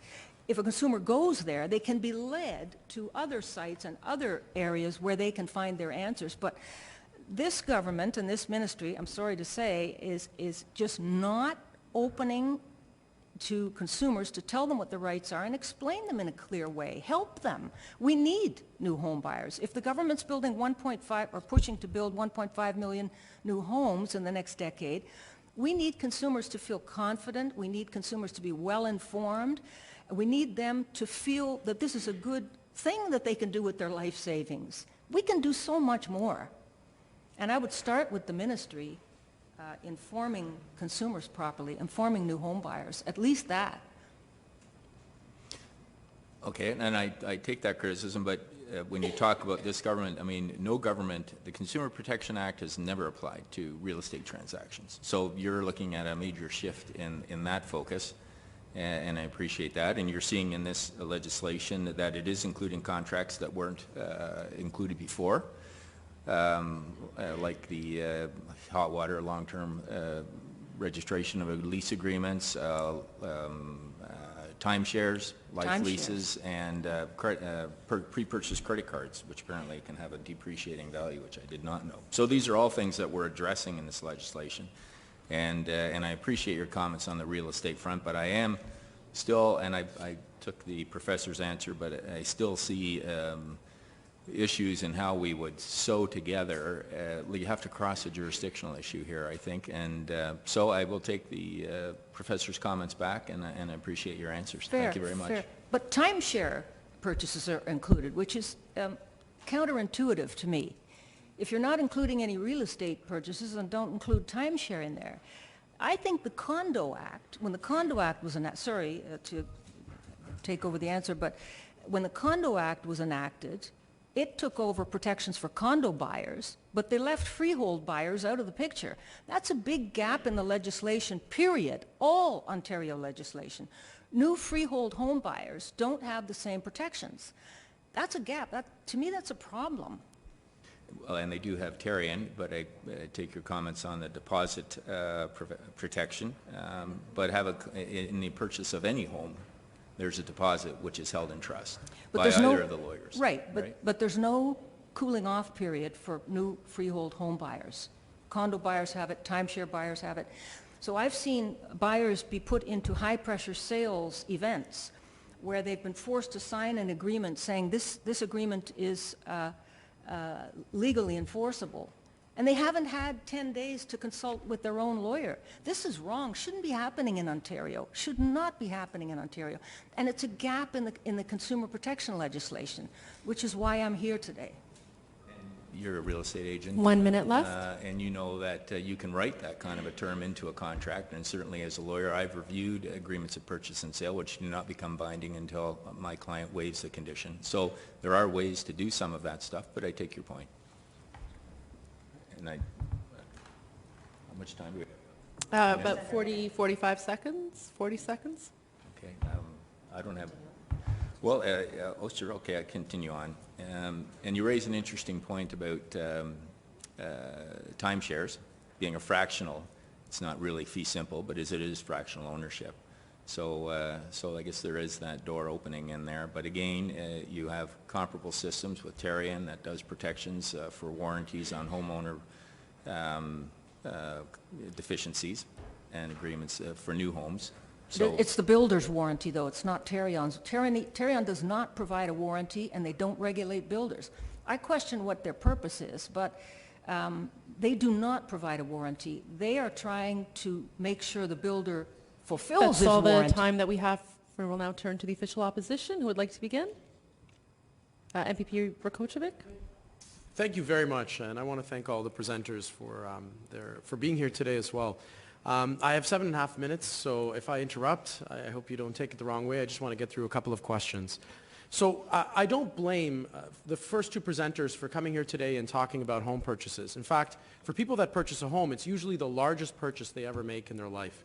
And for a government to come forward with consumer protection legislation and revamping, as they say, the consumer protection system, and to omit homes as part of that, I can understand why you would be here asking about it. I raised the very same question to the minister this morning, asking why that was not included, and I was told, or directed rather, to the HCRA, saying consumers are protected when they go there. So I have a quick question to Ms. Deeb and Ms. Captain to begin, simply stating, do you feel that the delegated authorities, HCRA and Tarion, are providing that strong consumer protection today for consumers? No, they are not. If you look at their board composition, there aren't even any consumer advocates on either of their boards. So how can we convince consumers that their interests are being understood, heard, and acted upon? And I would answer that to Mr. MPP Sanderson as well, who says Tarion is a resource for consumers. There are no consumer advocates on those boards. They have never been any. And this is a huge shortcoming of both HCRA and Tarion. There are 3 builders on each of the boards, so their interests can be heard and understood and then adapted into policy making. Ours are not heard, not understood, and there's a reason for that. Yep. I believe those are 2 captured agencies. They are not working for the very people they were set out. The intent of the legislature was consumer protection, I agree. We've strayed far from that. We're nowhere near that. Deeb, would you be able to comment on that? I think any of the delegated authorities are working as they should. There's been complaints since 1976, but the governments throughout the next 47 years carried on with installing these organizations. I think that the industry lobbied for these organizations and it was awarded to them. Also within this legislation, like what I see here proposed, is I see fines going up, doubling. So these are fines going to private corporations that don't pay taxes. I don't see how that's helpful. We shouldn't be giving them more money. Like, they have billions of dollars in reserves. I don't think we should be permitting them to be increasing their fines. And also, they don't require evidence for their fines. You don't actually have to commit an offense. You just have to think about it, or it actually has a clause in here that says you don't have to have committed the offense, that you could have done everything in your power to not have contravened the act, but you'll still be guilty. So I know there's some lawyers here, I question that type of law. Okay. My next question, and in fact I'll ask all 3, but I'll begin with Ms. Pavlovich. With this legislation, do you believe that this brings Ontario as a jurisdiction, even considered internationally, to the gold standard of consumer protection? And are you aware that I have a bill called the Consumer Watchdog Act? I had placed it in the last session of legislature, and I have retabled it again, which would institute a consumer watchdog here in Ontario who would act similar to the Auditor General and able to issue fines, penalties, provide reports. Do you believe that this would be a move in the right direction, and do you believe this legislation brings us to the gold standard, or is there room for more? I don't think the legislation brings us to the gold standard. I think it leaves a lot of room for improvement. In particular, we've been hearing a lot about, transactions that have been left behind or outside of the scope of legislation. So I think there is room for improvement.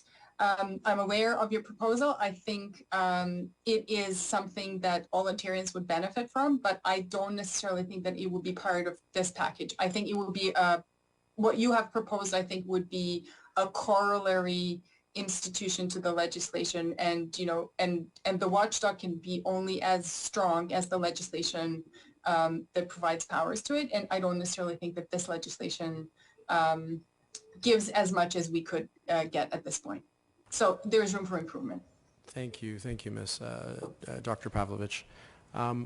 Ms. Captain, would you be able to, any comments on, do you believe this brings us to the gold standard with regards to, for consumer protection, and would you be in support of a consumer watchdog in Ontario, obviously running parallel to this legislation?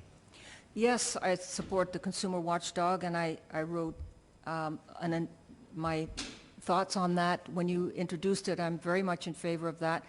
It has to be independent, of course, of all these agencies. And do I think that this brings us into the gold standard of consumer protection? No, because I've looked at consumer protections that are available in the UK and other countries that we have similarities with, and to me, I don't think we're even near what's offered in the UK, for example,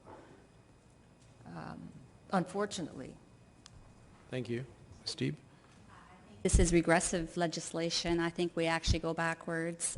Consumer protection should include everyone, including workers. So if you're working, you should have consumer protection, which here, I'm a realtor, I act in business, so I don't have consumer protection because I'm acting within my business. And things like the largest purchase that someone can make is excluded. That really brings to question of why. Why would it be excluded? It should apply to everybody. That would bring us to a gold standard. Thank you. In about the minute and 15 seconds I have remaining, I will ask this question to primarily to Dr. Pavlovich, but if there's time to the others. Really still under the system with the new act that's being proposed, if a person is having an issue, even with an industry-wide problem, they have to bring in a lawyer and fight it out in the courts. Do you see this as being a challenge for everyday Ontarians facing a large business or corporation, and do you think there's room for more protection when it comes to that? I do. So I think there are two different types of enforcement that we're looking at. So one would be through class actions that somewhat levels the playing field, and that's why I'm concerned that it basically still allows businesses to put in their contracts that consumers cannot necessarily participate in national class actions. I think there is a huge challenge with small claims courts, and you may have heard in the news a couple of weeks ago that there are no mechanisms that allow consumers to actually enforce small claims judgments. So even if they were to take the time out of their day, represent themselves before a small claim court and actually win, they may not necessarily be able to collect on what they have won. Sorry, that's all the time that we have. We'll now turn to the independent member for 4.5 minutes. You may begin. Thank you. Professor, maybe just finish the answer you were just giving. Go ahead. So I do think that there is a considerable room for improvement with, in terms of enforcement, and we can talk about different measures. Administrative monetary penalties can also be a measure for enforcement, and the ministry can also take a more active role. So there are different paths for enforcement, but right now consumers are relatively left alone. Jurisdictions, the Americans or the Europeans that have some kind of mechanism of enforcing these small court claims that we could duplicate effectively? So I think small claims courts on their own are a good institution, and they're generally, or they have been intended to allow people to self-represent. It is the sort of adjacent infrastructure around them that doesn't necessarily lead people to getting, what they have won to necessarily collect. I think there may be different mechanisms to look into. One is in BC, actually, we have a Made in Canada solution. There is a BC Civil Resolution Tribunal that resolves small claims court, and they put a heavy emphasis on mediation and negotiation, and they also provide really good tools for consumers to equip them to actually represent themselves. So different paths that we can do, and again, we don't necessarily always have to look elsewhere. We do have some Made in Canada solutions that are really good. Great, thank you very much. Ms. Deeb, I was reviewing your written submission again, and you have a paragraph on the first page that talks about urea and health insurance. And I'm just trying to figure, maybe I missed this in your presentation, but I'm just trying to figure out how that's relating to the bill. The reason it relates to the bill is because anyone working in a professional, so it actually doesn't apply to people that are working. So if you're working, the CPA doesn't apply to you. So as an individual, so my professional organization, which is a nonprofit, can increase their fees 700%. And I have no consumer protection on that. Like, it's been in the papers. Sure, yeah. So you're suggesting that your relationship with urea is one of, as a consumer, you're purchasing something from them as opposed to a member of an association. It's mandated on us. It's not just a purchase. If we don't purchase this health insurance from urea, we will lose our livelihood December 1st. So this is mandated. It is a $65 million mandate. Yeah, no, sorry, yeah. That's fine, okay. I'm okay, Madam Chair, thank you. Okay, thank you. We'll now turn to the government for 7.5 minutes. MPP Coe. Thank you, Chair, and through you, Professor, thank you for being here, and thank you to the other presenters today. Professor, I think you'll know from your reading of the legislation that there's a number of measures in the legislation that strengthen consumer protection when people interact with businesses in particular. For instance, limiting when businesses can make unilateral contract amendments or extensions, and ensuring some degree of notification to receive explicit consumer consent to new terms. Does ensuring that businesses have to go back to consumers for contract renewals or extensions build a stronger degree of trust with consumers? And I ask that question because I know you've done a fair amount of research into consumer rights. And what I've just asked you turns on consumer rights. So I'm interested in your response to the question, please. Thank you. So I would agree with you that there are improvements. I would disagree with you that they are capturing all types of consumers. So you have, again, even if we put the new home buyers stuff aside, I think in the area where I work, which is digital sphere, there's very little protection for consumers of digital goods. And so particularly because of that minimum monetary limit of $50. And again, all of those notifications, and including that, terms need to be clear and comprehensible, are good, but we need an objective standard to assess that, because a lot of the times courts really struggle to figure out what will be the language that will be understandable to a typical consumer. So there's legislation in a number of different jurisdictions that provides a standard that says a person with eighth grade education needs to understand this. It does put emphasis on clear communication to the consumers, and I think it benefits both consumers and businesses, right? The other thing that you mentioned also is notifying consumers of the changes of the contract. Notification is good, but if the consumers don't have an option, it's like, okay, we've changed the contract terms, and if you don't like them, we're not going to continue providing goods. That's not necessarily a good way to handle that. So providing either some sort of, again, a cool-off period or different mechanisms that allow consumers to, find the time to look for an alternative buyer, alternative purchaser, if there is any, because sometimes you're in the market where there are no alternatives. So I think we can do better. All right, that would be my short Professor, answer. for that response, and Chair, through you to MPP Bailey, please. Thank you. Well, thank you for all the presenters for being here today. I have a question around, it's my understanding that the part of the measures to tackle unfair business practices would update lists of examples for prohibited false, deceptive, or misleading representations, and make it so that business cannot use such language as false claims of government oversight or false prize offers. Furthermore, the bill would extend the right to rescind a contract for up to 1 year if it's found that non-fair business practice did occur. We've often heard of the impact on consumers, if they feel they've been duped deceived, whatever word you want to use. Will prohibiting this type of language, if this bill's passed, and extending an exit ramp for consumers harmed by bad actors, will that help support protections for Ontarians? And whoever wants to answer. I'd love to answer. I just don't think I understood. Could you just rephrase? I just couldn't understand. I couldn't hear the question. I'm sorry. Okay, I mean, sorry. I don't want to mix things up. If everybody No, else does someone heard else it, then want to please answer? go ahead.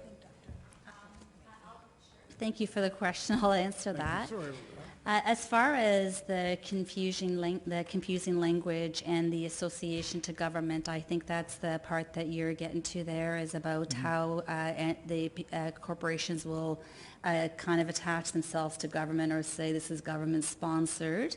It was actually, who did I see that got in trouble for language with the Ontario Auditor? It was actually Terrion. Terrion was, it was suggested that they remove warranty from their name. So I do think that it's important that the corporations don't call themselves things that would indicate that they could be government. And quite often it's the Ontario, the provincial, you just see names like the municipal, there was one name that was municipal something, that it just makes it sound like it's government. It wasn't, it was a private corporation. So I agree those shouldn't be used. Okay. Chair, I'll yield to MPP Hogarth. Well, thank you, Chair, and thank you all for speaking today and sharing your expertise on the topic. I guess, you know, when you think that Christmas is coming around and we often give out gift cards, one of the things I noticed in the legislation, I'd like your opinion on it, you know, you give somebody a gift card and you assume it's worth the value that it is. One thing I liked in this legislation, you know, when we talk about consumer protection, is regardless of that gift card, it should not expire. So I'm just wondering your thoughts on expiry of gift cards. You know, we are in that season. Do you think this change in this legislation will make a difference? Anybody can answer. I think there are a lot of basic principles in the bill which are good ideas. I just want them to extend to all consumers of purchasing all goods and services, specifically new homes. But it is a good idea for gift cards. I also think a very good idea is allowing exiting from timeshare agreements. These shouldn't be going on to infinity. I think that's a good move. But that has to deal with real estate purchases. 1 minute left. And I think new homes should be covered under the Act. Okay. Anybody else have any comments on this piece of the consumer protection? Through the chair. I'm just going to. Sorry, go ahead. I Go think ahead, it's a good thing. I think it's a good thing. Again, one of the other things that was also mentioned is coupling it with, you know, pre-purchase credit cards, which are also really important. But you also need to consider, I think, that sometimes these gift cards are provided by small businesses who at some point may actually cease to exist. And so understanding the corollary, if they never ever expire, if a business ceases to exist, how are we going to handle that? So perhaps just a little bit more tweaking in terms of understanding what happens if the business isn't there. And I'm not worried about like large businesses going bankrupt. It's like small mom and pop shops who sometimes unfortunately have to close. All right. Thank you very much. Thank you. That's all the time we have. We'll now turn to the opposition. MPP Rakocevic. Thank you again, Chair, and again, thank you to the presenters. So in the first 7.5 minutes, I heard from you that, from two of you, that although there were some improvements, this does not bring us to the gold standard of consumer protection. And in fact, one of the presenters said it was regressive and a step backward. I asked if there were things missing, and I heard with regards to the digital economy and online purchases, there were things that were missing certainly there. And of course, the fact that one of the largest purchases a person can make, a home, is omitted. I raised the question to all three of you whether we need a consumer watchdog in Ontario, and all three of you said yes, this would be an improvement if done parallel with this legislation. I actually raised this again in the last session, tabled the bill, went to second reading, and the government voted against the idea.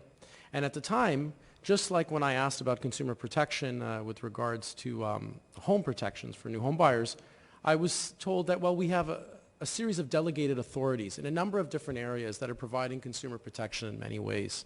I mentioned the HCRA and Terrion, and there was mention even about questions about board makeup and whatnot.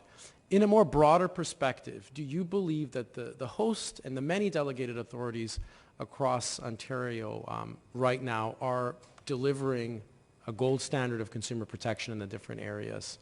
I'll begin with Ms. Captain. I can only talk about Tarion and the Home Construction Regulatory Authority. We only need to look at the Auditor General's report on Tarion from 2017 to see that this agency was not fulfilling its consumer protection objectives.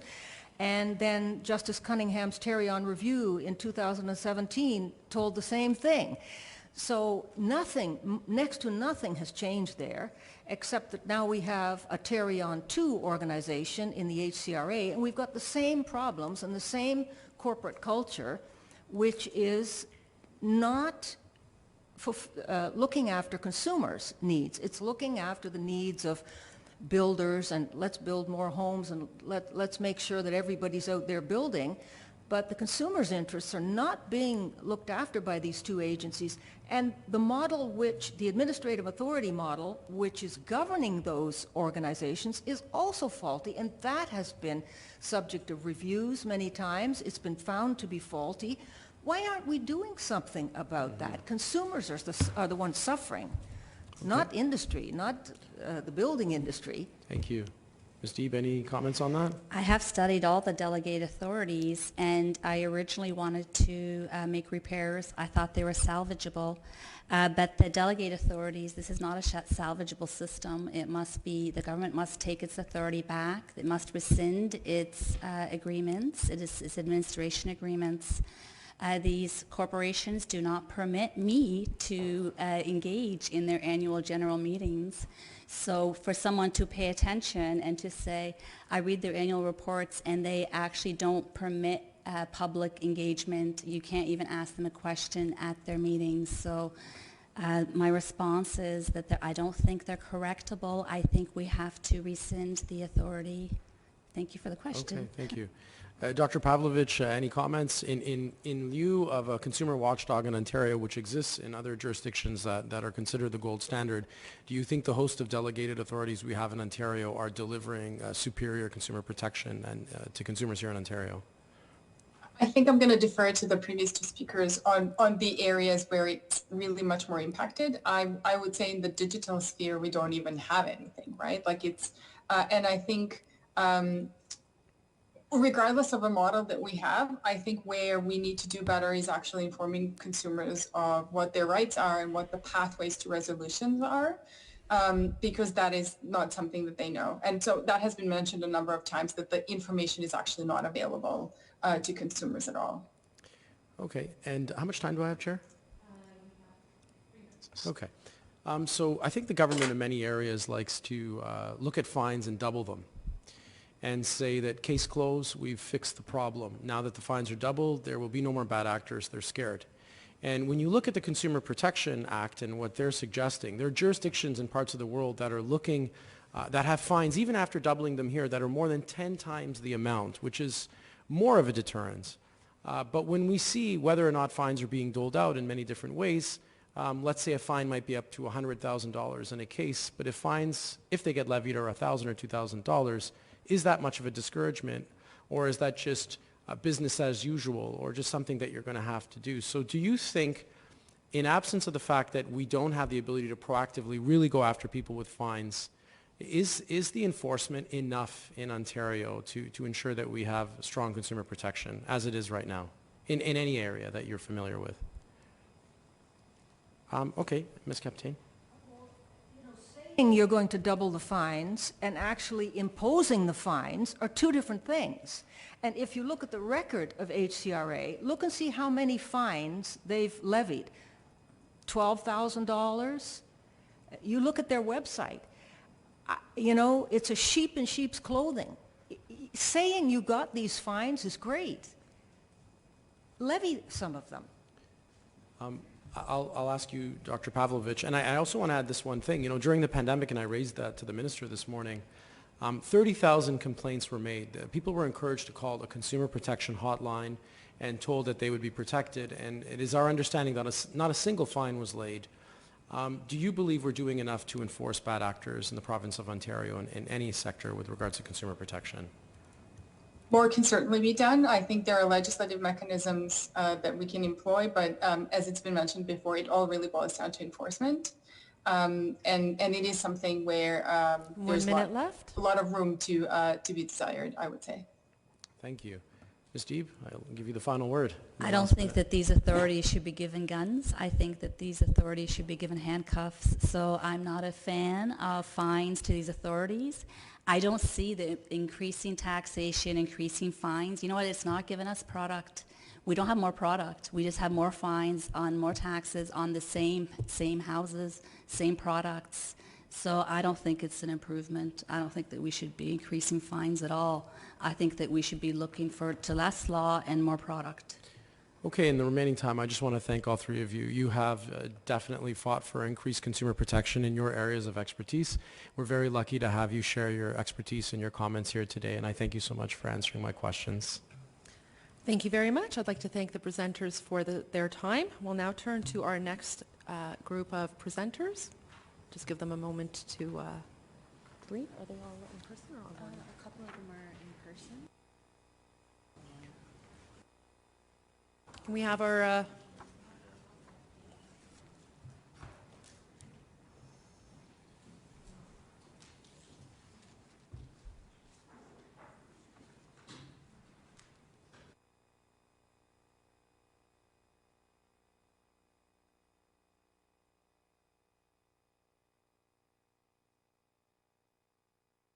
welcome. Our first presenter is Canadians for Properly Built Homes.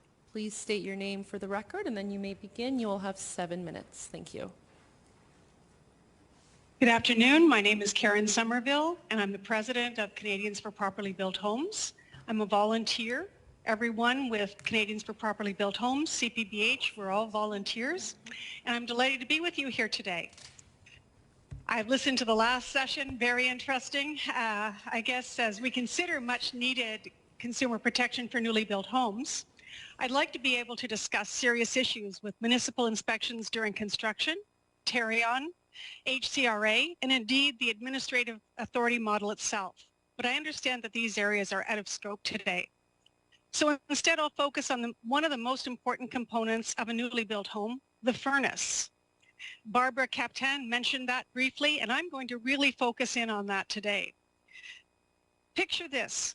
You've saved and finally can purchase a newly built home. You and your family move in, everyone's excited. A couple of months later, the temperature drops and the furnace kicks in. A couple of weeks after that, your furnace stops working in the middle of the night. You wake up in the morning and your home is freezing. This is happening in Ontario far too often. I know it's November by the emails that we're getting at CPBH. I don't need to look at the calendar because the temperature has dropped. For decades, builders have been secretly selling newly built homes with used and sometimes damaged furnaces. This happens when the builder uses the new home's furnace for construction heat as the home is being built, even though there are other sources of heat that builders could use, such as portable construction heaters. Obviously, this is a serious issue that must be addressed through the enforcement of proper consumer protection legislation. The Plumbing and HVAC magazine published an article a few years ago entitled Damage During Construction. That article included the following from a manager in a Mississauga HVAC company. Quote, "Just about everyone agrees that using residential forced air furnaces for construction heat is a bad idea. Drywall dust and other construction debris leaves the new homeowner with what is basically a used furnace that may neither perform as intended nor last as long as it should. The main problem is dust. Debris gets tossed down the supply and return ducts. It's a mess." End of quote. Then there was also a quote in that article from the president of the Heating, Refrigeration and Air Conditioning Institute of Canada, and it goes as follows, quote, "There have been so many issues with this, the biggest one being that the residential customer is taking over their new home, and in actual fact, they're not getting a new furnace. Who knows what kind of stress it has been under and for how long?" End of quote. In 2019, the CBC published a related article, and the following statement was made from a home inspector. Quote, over time, drywall dust can cause a lot of damage to the bearings inside of the furnace fans. It can grind them down and wear them out. End of quote. Please note that all of those quotes are from industry people. Our organization, CPBH, receives a lot of complaints from homeowners about heating issues in newly built homes. People are usually shocked to find their furnace breaking down so early. To make matters worse, Tarion only offers a 2-year warranty on heating systems. So if there are a couple of mild winters when your furnace isn't taxed, and then in the third year of occupancy in your home, you hit a cold snap, Tarion will likely tell you that your warranty in your furnace has expired. In that case, the homeowner is stuck not only with potential safety issues and the inconvenience, but also the costs. Homeowner Dave Myatt was quoted in that CBC article. Quote, I opened up the front of the furnace and it looked like a bag of flour exploded in there, Myatt said. The furnace filter was caked with drywall dust and debris, end of quote. That CBC article goes on to say, quote, an HVAC repair company found drywall dust had entered the furnace's blower and infiltrated the motor, possibly doing damage to the appliance. Myatt said he felt cheated. You expect to have new windows, new doors, he said. The last thing you expect would happen would be to have a second-hand furnace or one that's damaged, end of quote. CPBH wrote to former MGCS Minister Thompson about this, and in 2021 she responded. Her main suggestion was for consumers to go to a lawyer to discuss remedies available to them. That from the minister responsible for consumer protection. Go to a lawyer. CPBH did obtain a legal opinion that said that builders secretly selling used furnaces in newly built homes contravenes the existing Consumer Protection Act. It seems that enforcement is the issue. We understand that under the existing Act, enforcement is primarily the responsibility of the consumer. This is obviously not a reasonable or appropriate approach for the ministry to take for something as important as a furnace in a country with winters like Canada. As I start to wrap up, I'd like to leave you with another example. During the pandemic, CPBH received an email from a desperate mother of a newborn baby. They were living in a newly built home and the furnace broke down in a cold snap. The mom was frantic as they could not find a repair company to come for almost a week. The mom said that to keep the newborn warm, the baby was sleeping in the bed with the parents. Imagine that. Would that be acceptable for you or anyone in your family? Purchasers of newly built homes need and deserve adequate consumer protection for their furnaces. It's CPBH's position that it is not acceptable for the ministry responsible for consumer protection to simply tell consumers to get a lawyer. That is not consumer protection. CPBH is requesting that Bill 142 be amended to prevent builders from using furnaces in newly built homes for construction heat and to ensure that this is enforced by the ministry. If that is not possible, we're requesting that Bill 142 be amended to at least require builders to disclose in the purchase agreement that the furnace has been used during construction, again with enforcement via the ministry, not consumers. I'll be happy to address any questions. Thank you. Thank you. We'll now turn to our next presenter, Huron Perth Community Legal Clinic. Please state your name for the record and then you may begin. You will have 7 minutes. Thank you. Thank you for inviting me. My name is Jamie Hildebrand. I'm the Executive Director at the Huron Perth Legal Clinic. I think it's important to point out, and I know you people know this, but my clients don't know this. The Consumer Protection Act is based or predicated on the idea that the consumer contract is a contract fundamentally of an imbalance and an unfair power dynamic. So if it's to protect the vulnerable consumer, my clients are the most vulnerable consumers you can imagine. We also need to appreciate a consumer good is not just, well, I didn't get a good deal on that thing I went down to shop for the other day. A consumer product, for example, is a telephone. This government, and it's digital first, yeah, I've got to make sure I don't call it digital fist, that's what I could tell my friends, program of delivering a landlord and tenant board hearings makes it entirely critical that my clients have a functioning cell phone. And yet how easy is it for them to fall afoul of their carrier in what would otherwise be a Consumer Protection Act issue? So I have a problem with the fact that you could have inadequate protection, leaving these people without a device that will keep them housed, it becomes critically important. And the power relationship, if they're to call their phone provider, when they call me, they have no idea what a Consumer Protection Act is. They have no idea they're a consumer, which will bring me probably to my main point. I also do a little bit of part-time teaching. And when I teach a contract, I put a typical cell phone contract on the overhead projector. And I say to you, can anybody tell me what that paragraph, that terms and conditions of the agreement that you're in, that paragraph said? Nobody can explain what it said. And I explain, and that says the service never has to work, and you still have to pay for it. And the look on their face is they're in shock. But I say, well, don't worry, don't fret. There's a Consumer Protection Act. And I say, put up your hands as to how many people were aware of that fact. Not a single hand. So you have a wonderful piece of legislation that's very high-minded and properly directed and probably properly targeted. Does anybody know it exists? Does anybody know why it exists? Does anyone not know how to deploy that legislation? Then if I tell my clients, well, what you can do, if they were to read that act, which is another problem, this is a big project, I think that if you're going to have a Consumer Protection Act in this day and age, think your target that's going to use that act should be able to understand it. What does it tell them they can do? Commence an action. They don't know what that means. They have to call a lawyer to ask, what does it mean to commence an action? Oh, you can bring a lawsuit. So I would evangelize, if you make this legislation that's supposed to accomplish so many wonderful things to protect the vulnerable portion of your population, make sure they can read it, make sure they know it exists, make sure they can understand it. This is critical. I'm not surprised there aren't more fines. Who knows enough to deploy the legislation to get a fine? And who has the time? This is another issue that came up with my previous speaker, the remedies. To commence an action or start a lawsuit to get your $600 back when you're living on a fixed income is just not feasible. I note that there are appointed officials in this legislation. There are directors. There are investigators. Will there be an army of those people to do their bidding? I don't think there's going to be.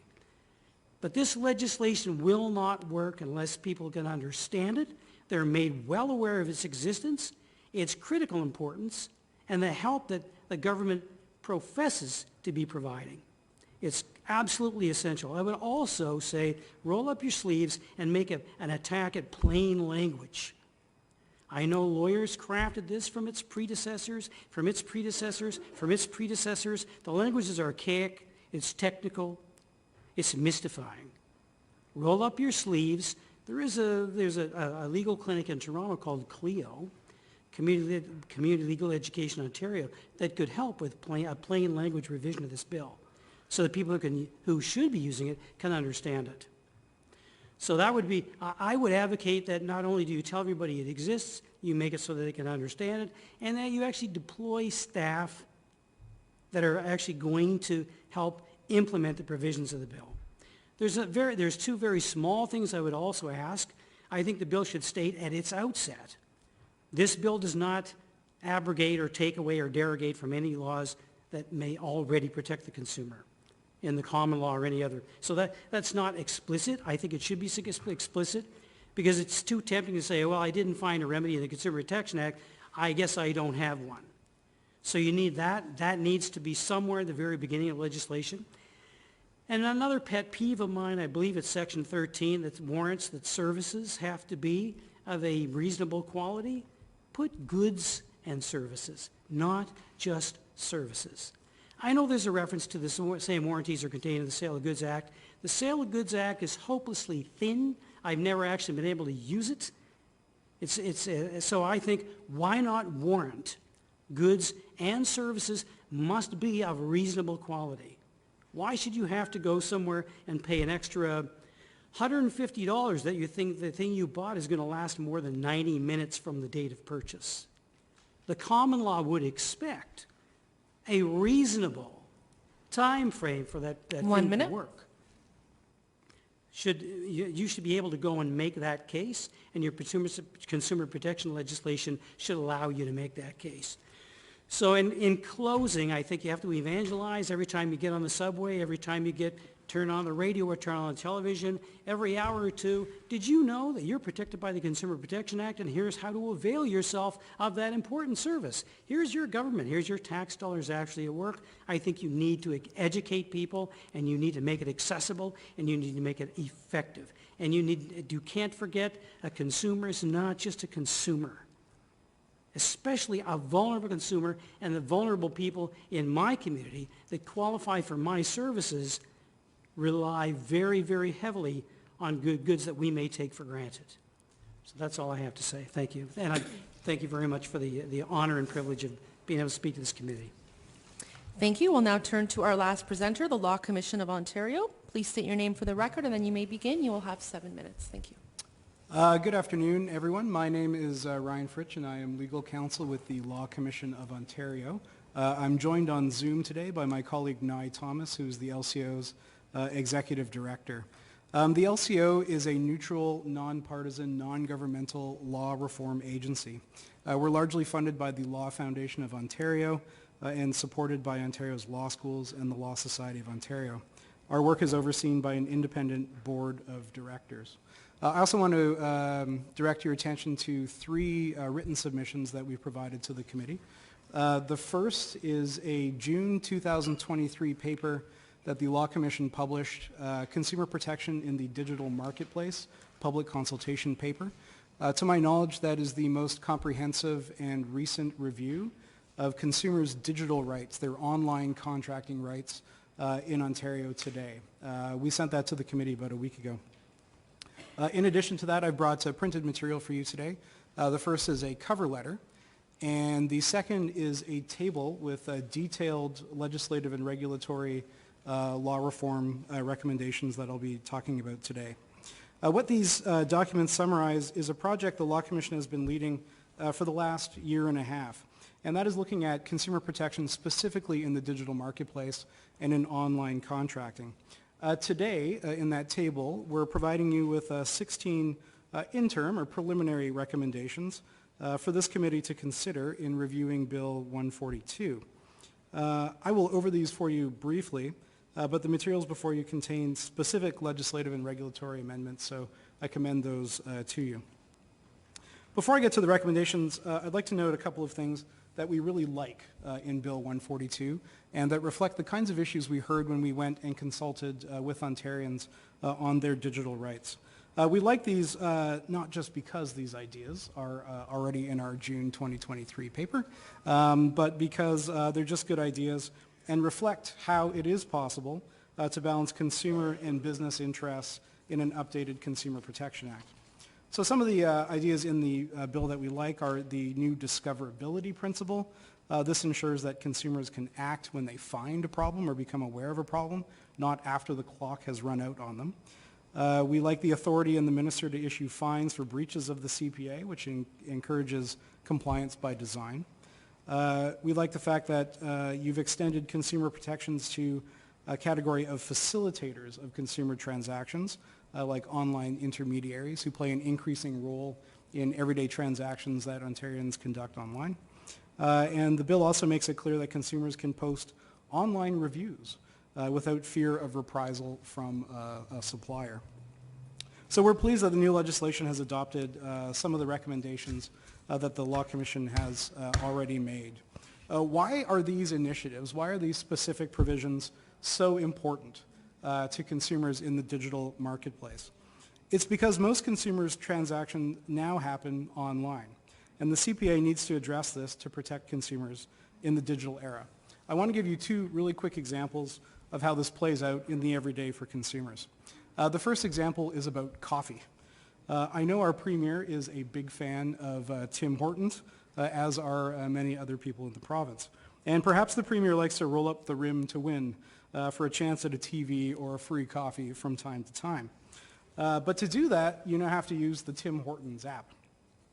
What the Premier and over 1 million other Canadian consumers may not have known at the time was that the app were tracking their movements. Every few minutes of every day, even when the phone was on standby and the app was closed. The tracking was so detailed, it identified places of work, businesses that the consumer visited, friends that they visited, and so forth. None of this info is needed to buy a coffee. But it was purportedly authorized by a vague, non-specific click consent notice with a simple yes-no option. Agree or don't play.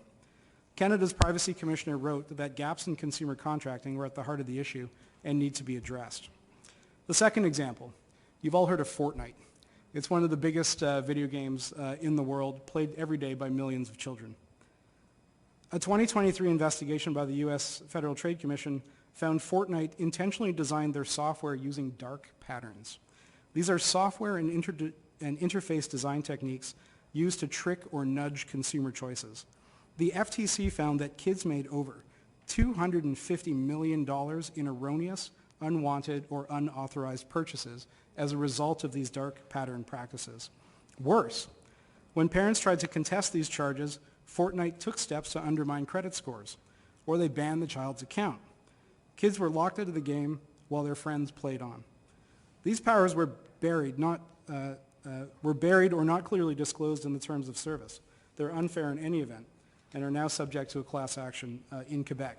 So this is why Bill 142 matters. It matters because these kinds of transactions are occurring in the everyday and everywhere. In fact, if you took a look at a consumer's contractual footprint, the number of these online terms of service contracts that they encounter, it would take a consumer over 250 hours to read their contractual footprint every year. And even if they do that, they would find the terms unfair and that their only real choice is not to play at all. What we heard when we consulted Ontarians on this state of affairs is that you shouldn't have to trade consumer rights to participate in the everyday digital economy. In this spirit, the Law Commission makes 16 additional recommendations to this committee as they begin review of Bill 144, or 142. Very quickly, by way of summary, we propose that the bill needs to do more to make online contracting explicit in the legislation and to create regulatory powers to address specific issues that consumers are facing online. Second, the bill should eliminate the $50 minimum threshold. Because of that minimum transactional threshold, these examples I gave you of the Tim Hortons app and Fortnite would not currently extend protections to consumers. They'd be left out in the cold with no protections. Third, we're recommending that the bill specifically identify and create regulatory authority over these dark pattern practices. With regulatory authority, you can target specific practices, as they've done in the European Union and other jurisdictions. We also recommend that the bill create new... Thank you. That's all the time that we have. We'll now turn to our first round of questioning, beginning with the government. Who would like to begin? MPP Dixon. Thank you, Chair. My question through you, Chair, is directed to the Law Commission. I want to first commend you on your very detailed presentation. It is, frankly, exactly what I usually like to see when I dole out homework as an MPP as far as specificity. This is in no way my area of expertise. Can you help me in a very layman's way understand what would enforcement look like? Say with the Tim Hortons example, what are we doing what would you want to see us done to prevent these types of contracts? I'm very glad you asked that question. I think I have three things that could be done quite practically to improve a consumer's ability to respond to these kinds of issues. First and foremost, right now under the Consumer Protection Act, consumers have very, very limited rights to damages. And one of the challenges with online contracting, and what's different about online contracting today as opposed to previous decades, is that many of these transactions are for low-cost services or free services like your Gmails and your Facebook, or have incremental pricing. So right now a consumer has no power to enforce rights if a contract appears to be unfair or contain unfair terms. What you can do is eliminate the $50 minimum threshold for transactions such that consumers could make complaints to the ministry, could bring an action for failure to accord their rights, even in these small but often cumulative transactions. That's one. A second way that you could help consumers is by establishing a new set of damages.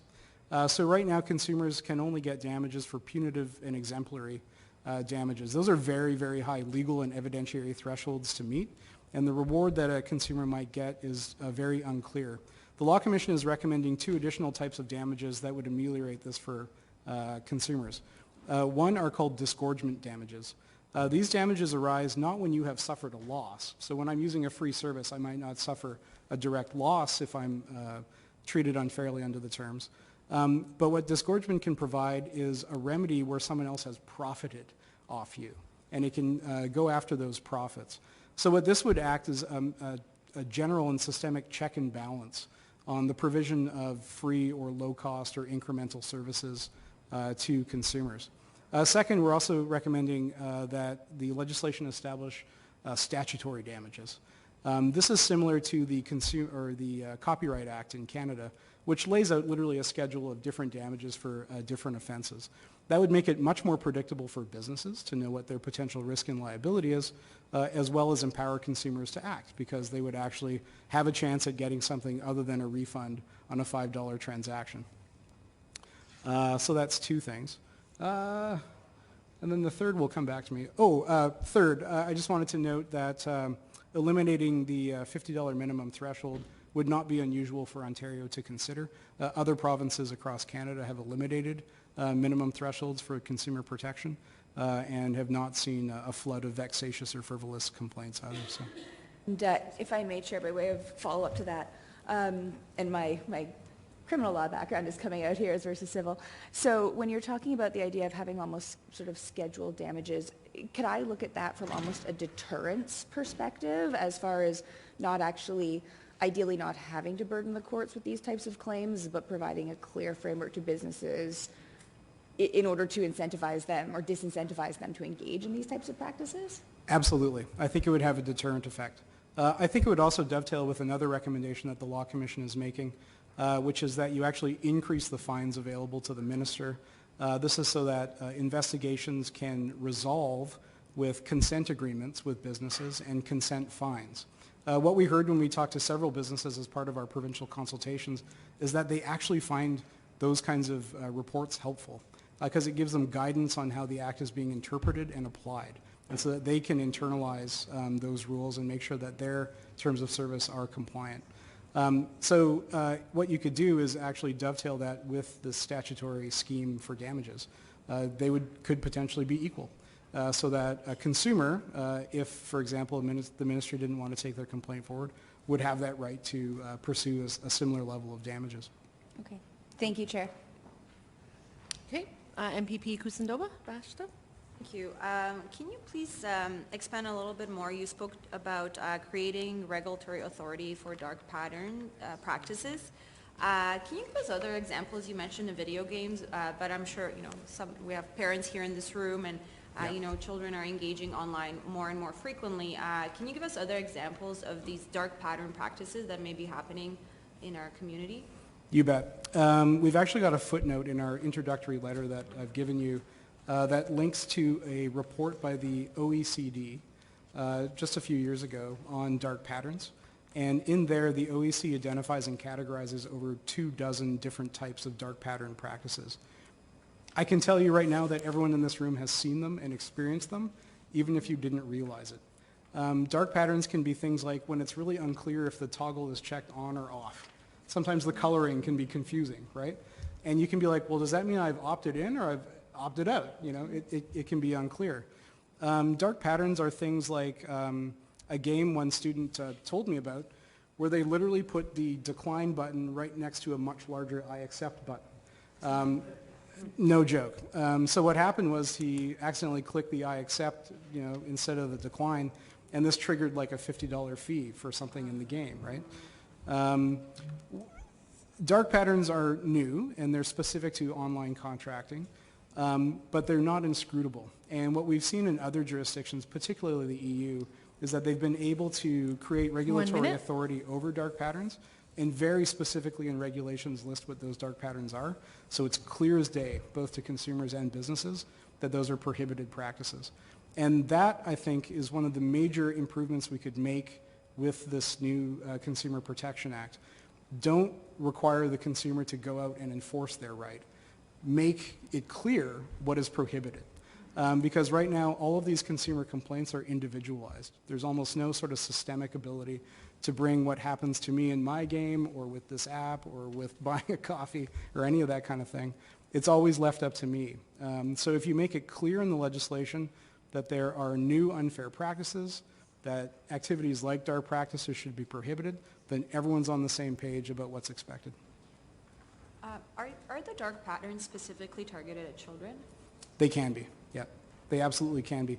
In the Fortnite experience or example, for example, the FTC found that at one point... Thank you. That's all the time we have. We'll now turn to the official opposition.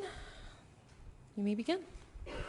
Thank you again, Chair, and thank you to the presenters. This was very, very informative. I'm going to begin with Dr. Somerville. First of all, I want to thank you for the work as a volunteer that you've done for many years with Canadians for Properly Built Homes. You basically said you were limited in scope what you could talk about, so I will ask you about delegated authorities so you can jump out of that scope, because I think it's important to listen to that here. I also want to mention to all members of committee as well, what you're bringing up about the furnaces is something that was discussed during the changes to Tarion and when the creation of the HCRA occurred. And at that time, it was asked whether or not, basically everything you described, that people are buying newly built homes. These furnaces are failing. The reason, this is something that you may not know a year or two after you've taken ownership of the home. This is the type of problem that could happen in the long run, something that could happen 6, 7, 8 years because it reduces the lifespan. We did put forth amendments at the time, and the government and their staff had said, we'll deal with this in the regulations. And why do I bring this up here? A lot of this bill is being left to regulations. So I'm going to ask you about the delegated authorities. Do you believe in Ontario these delegated authorities are doing a good job standing up for consumers? Thanks for the question. I focus on certain delegated authorities. I can't speak to them all. The primary ones that we focus on are Tarion and HCRA, a little bit with the ESA and TSSA. Those are the primary ones that we focus on. Definitely, if you take a look at the Auditor General's reports over the past 5 or so years, you'll see that with the 4 that I have named, Tarion, HCRA, ESA, and TSSA, there have been issues, significant issues raised by the Auditor General of Ontario. With HCRA and Tarion, as most people there probably know, HCRA is a couple of years old now. It was spun off of Tarion. Many people that we talk to feel that it's actually worse now than when Tarion was both the regulator and the warranty backup. They're not a provider. There continue to be very serious issues, and we are attempting to raise these issues both with the ministry, certainly with the executive of HCRA and Tarion. Just today, I received an email responding to an email that I had written to the board chair of HCRA. So just a very quick example. And they have an annual meeting requirement in their accountability agreements with the ministry. And HCRA's meeting that took place this past summer, they had advertised that it was going to go to a certain time in their advertisement, and the chair wound up 15 minutes early, leaving people standing at the microphone and leaving lots of people online with questions. And I wrote about that, and the answer that I got today from a manager at HCRA on behalf of the board chair said that they allow 30 minutes annually at their meeting for questions and answers. 30 minutes. People won't drive across Toronto to go to that meeting for that, let alone come from other parts of the province. And I could give you lots of examples, but the short answer is no. We have very, very serious concerns about those 2 delegated authorities in particular. Thank you. Thank you for that. I'm going to move on now to Mr. Hildebrand. I think you had mentioned that it's about letting people know. So first of all, thank you for all of your work in the legal clinic and for what you've done, I'm sure, for your clients over the years. You said it's just a matter of letting people know that the act is out there. But you also mentioned, especially for lower income families or individuals who are very vulnerable, the difficulties it is to actually get legal representation and successfully fight some of these large companies. So do you believe in this system where it's really, you call the consumer protection hotline and you're told get a lawyer, and then in turn you have to spend money to protect yourself when you've been harmed? Do you think that there's more that could be done proactively? I do think there's more that can be done proactively, and I think the problem is not just the consumer needs to understand this legislation, so do businesses. And I think businesses don't understand it or don't respect it. And I think this is a historical problem. If you think of, there's a case called Kennetts versus Rogers Cable TV, and I don't know if you remember this, it was in the year 2000 or 2001, where someone sued Rogers for their poor cable service, and they didn't realize their contract had been changed without them knowing it. You can read the case, it's interesting. And Justice Nordheimer said, no, everything Rogers did was fair, it was okay, there's a mandatory arbitration clause, and the Consumer Protection Act was amended almost immediately to make it illegal to have a mandatory arbitration clause. Well, the example I gave you of where I put the contract on the board and show the students, well, there's a mandatory arbitration clause in that contract that came 2 years after the amendments to consumer protection legislation. Why did Rogers think was confident enough to have a contract that it completely ignores the dictates? Well, because somewhere in the contract it says, to the fullest extent permitted by law. Oh, it's illegal. So I think everyone has to understand the protections that are there. Not only consumer, but also business has to be made aware. I also do think it's not enough if I tell my client, yeah, we can go and sue to get your money back, or we can go and sue to end your contract. That's months away. And they have an immediate problem. So I do think they need a more robust enforcement branch of this legislation. It's just not enough to give the people, okay, you got a ticket to go to court, off you go. Now wait another 18 months for a little pretrial where something might happen or not. 1 minute. Thank you very much for that. Mr. Fritsch, first of all, thank you very much for these questions and your work. You had a very, very fascinating presentation. And I have a second 7.5 minute portion that I'm going to be focusing on you. But I do want to say in the little bit of time that I have remaining that I think you're really presenting to us the fact that the world is really rapidly changing. And we have this massive digital economy, and you pointed out that, I believe it was you, that most transactions are happening there. Do you believe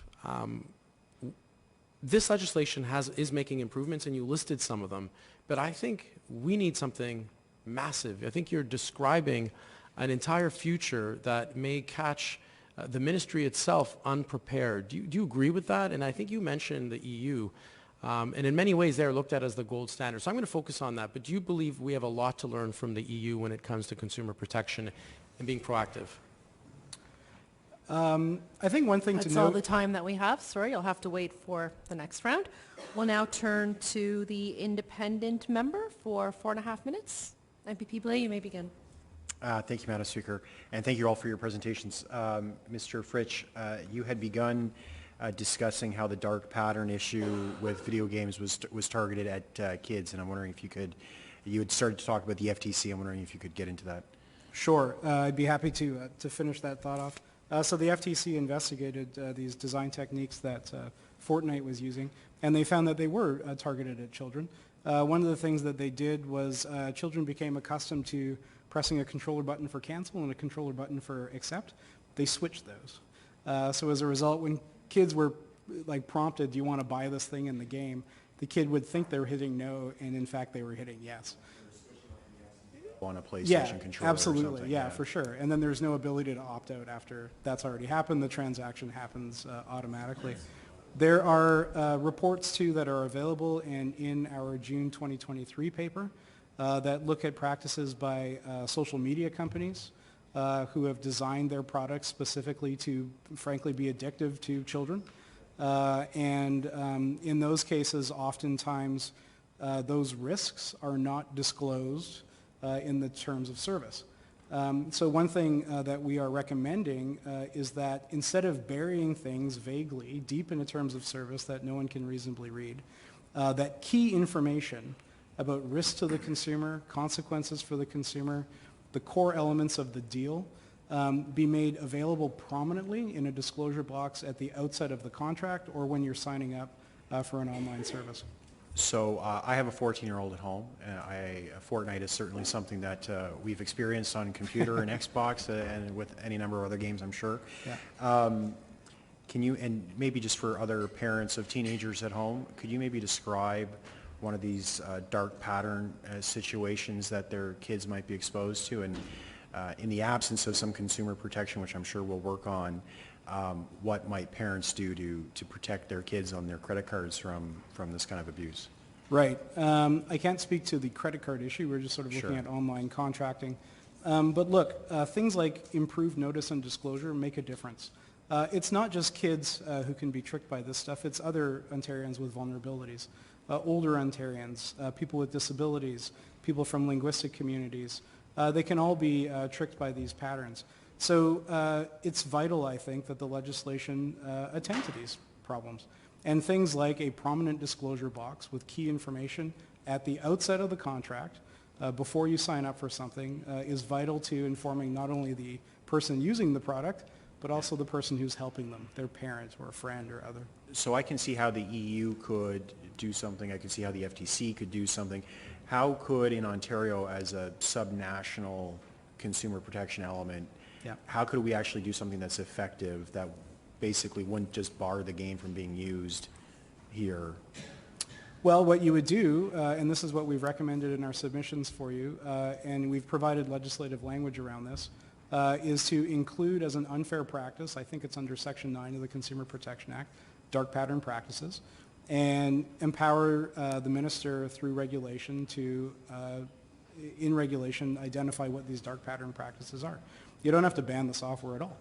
You just have to say that misleading consumers shouldn't be happening, and here's the ways that can happen. So I guess my point is not banning the software, but if we're the only jurisdiction that makes that requirement, and it's not done at a national level or an international level with the EU or the Americans, would the games just simply not become available for Ontarians to use? There's a consequence of that. I put that kind of question in context of the fact that Ontario is not only the largest economy in Canada, but something like the 15th or 16th largest economy in the world. So most service providers probably wouldn't want to cut that revenue source off. They would respond well if Ontario did it because of our size. And Ontario wouldn't be first here either. For example, in the United States, there are age-appropriate design codes for software and for online contracting, specifically to protect vulnerable people like children and like older consumers. So time that we have, sorry, we'll now have to turn to the government for 7.5 minutes. Who would like to begin? MPP Dixon? Back again to the Law Commission. I'm just scanning the very fulsome and lengthy report online. And can you talk a little bit more about who you consulted with? Like what kind of stakeholders, how many people's opinions are sort of reflected in this report? For sure. LCO conducts its consultations under the guise of confidentiality, so I won't name people specifically. But I can tell you about the scope of our consultations and the types of groups that we talk to. We released the paper in June of 2023, and that launched a open consultation with anyone in the province who was interested in talking to us. I believe we talked to and convened over a dozen meetings, and this comprised around 70 participants. We had representatives who are advocates on behalf of older Ontarians. I had a consultation where I sat down with about a dozen students from a high school in Toronto to talk about the kinds of issues that they were seeing. We talked to linguistic and ethnic communities and the specific challenges they're facing.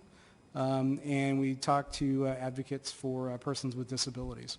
And on that point, I'd like to highlight the fact that we are making another recommendation that the legislation could make it an unfair practice for contracts to be inaccessible. This is distinct from accommodation, which is individualized upon request often. Instead, accessibility would ensure that all Ontarians with any ground protected under the Human Rights Code would be, by definition, protected under the Consumer Protection Act and able to access the contract. This would also provide a remedy to those people through the Consumer Protection Act, so they don't have to go to the Human Rights Tribunal and engage in what could be a many-year litigation against folks. And what, again, not in any way my area of expertise, are we, with some of what you're suggesting, are we running into any jurisdictional barriers? Or do we have servers in other countries, multinationals that then do not want to do business in Ontario because we're overly prohibitive, that type of thing? Jurisdiction is a challenge, for sure. What the Consumer Protection Act asserts is that anyone who does business in Ontario or with a person in Ontario is seized of jurisdiction under the Consumer Protection Act. That's it. I mean, that's the legislative authority. I think remedies is probably the way to think about how we address that, and we've made several recommendations about how that could be improved already. Two that I would like to add additionally that could help with the jurisdictional issue is establishing a terms of service registry so that if you are providing an online contract to someone in Ontario, it would be registered with the government.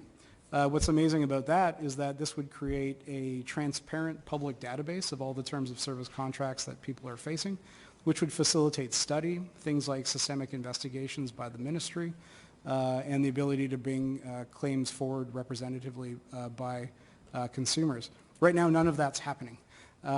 So this would actually greatly expand the jurisdictional reach of the current provision in the legislation.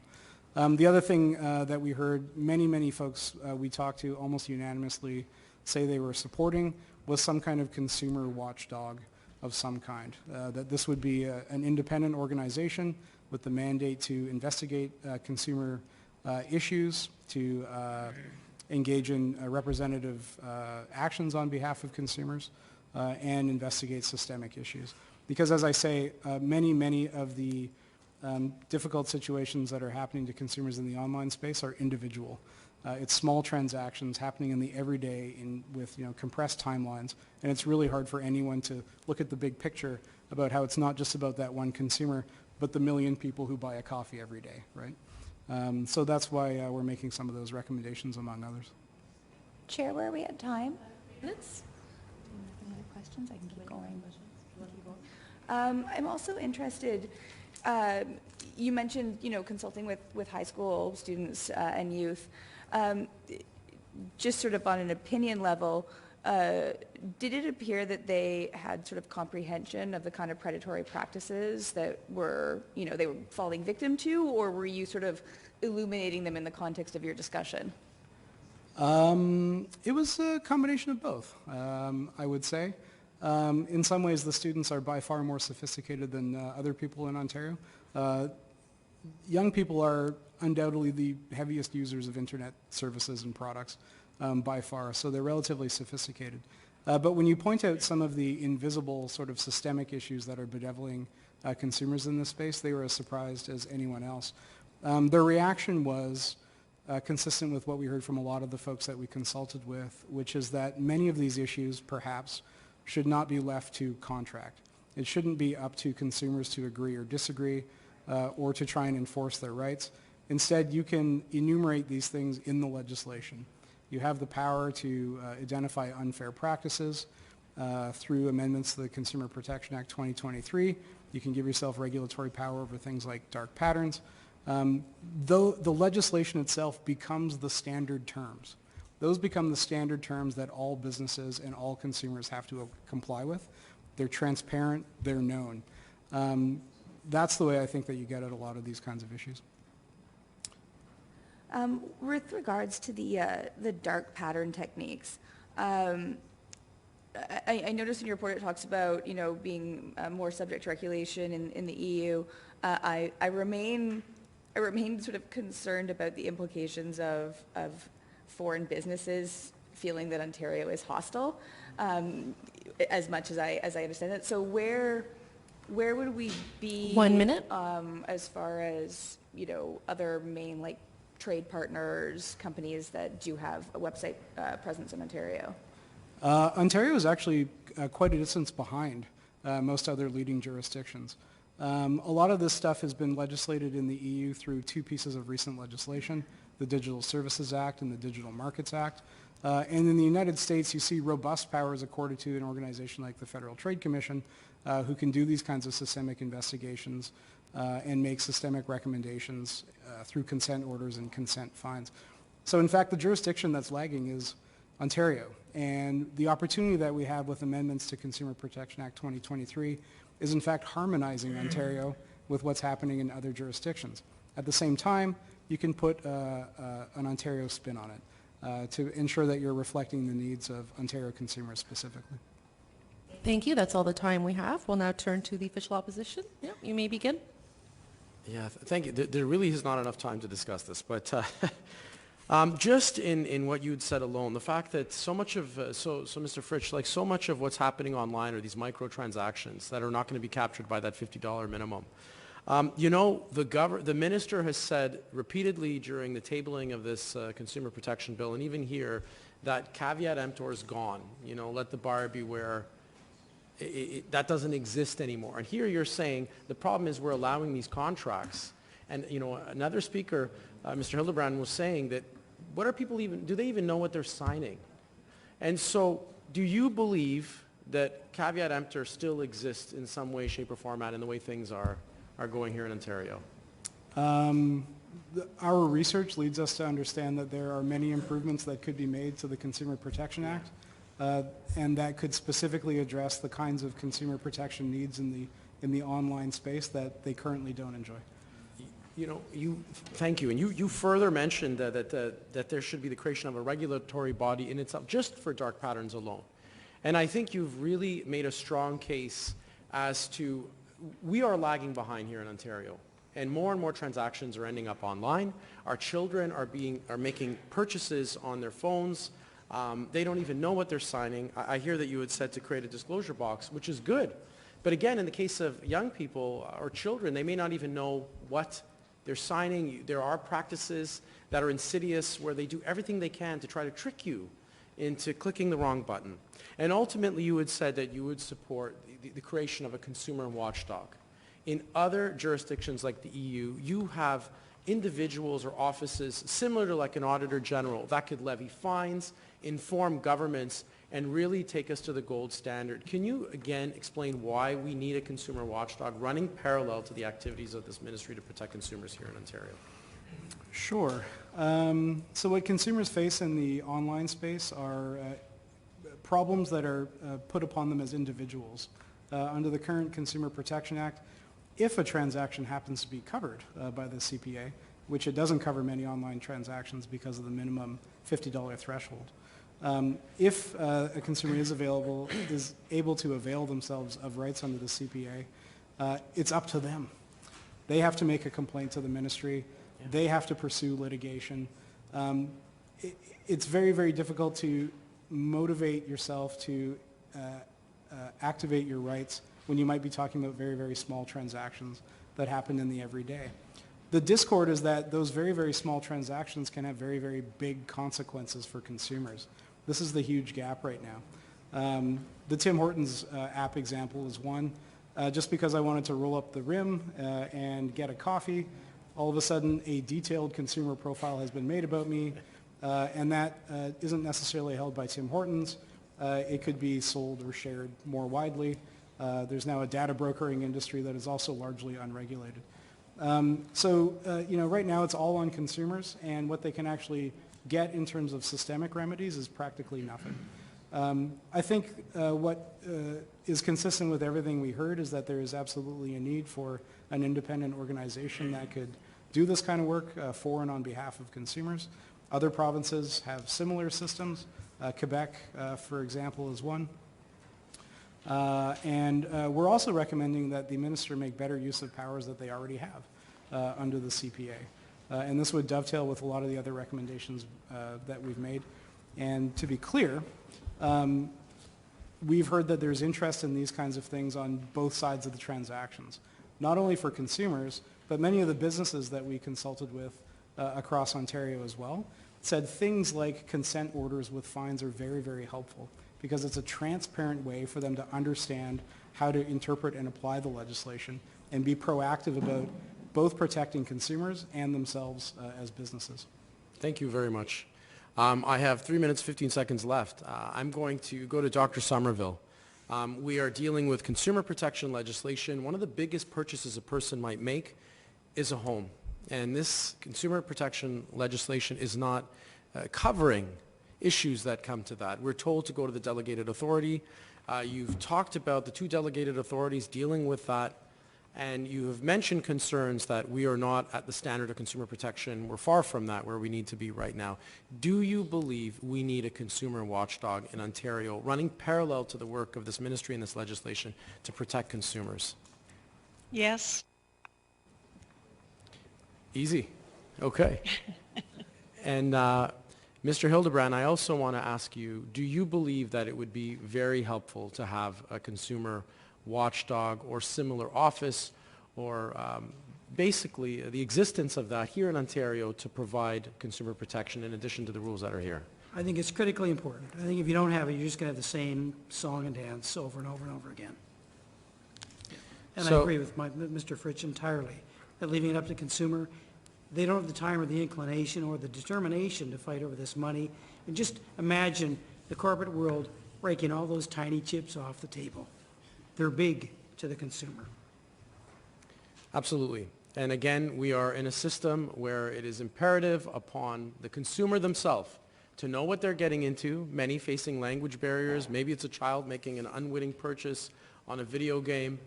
And we have legislation that's not covering or really providing a lot of the protection in the digital area. And to provide them a little understanding, this is a big, big, big issue. It's something that's beyond the scope of what they're dealing with, and it's in a world that's constantly changing with the advent of AI and other things. We're not able to keep up in many ways, and that's why we need an independent office, a consumer watchdog, to run parallel to this legislation. And the final comments, is it enough? 1 minute. Should we expect our consumers to have to go every time in court, even if we arm them with better laws, without a proactive system to take down industries that are doing bad practices? Is it enough to have it all on the back of the consumers? Do you believe that, Dr. Somerville? Well, the example that I provided today on furnaces, used furnaces, I think is very, very good at demonstrating this. People have no idea what to do with something as basic but important as a furnace. And they don't know where to go. And when they go to the delegated authorities that we've been talking about, they're getting the runaround.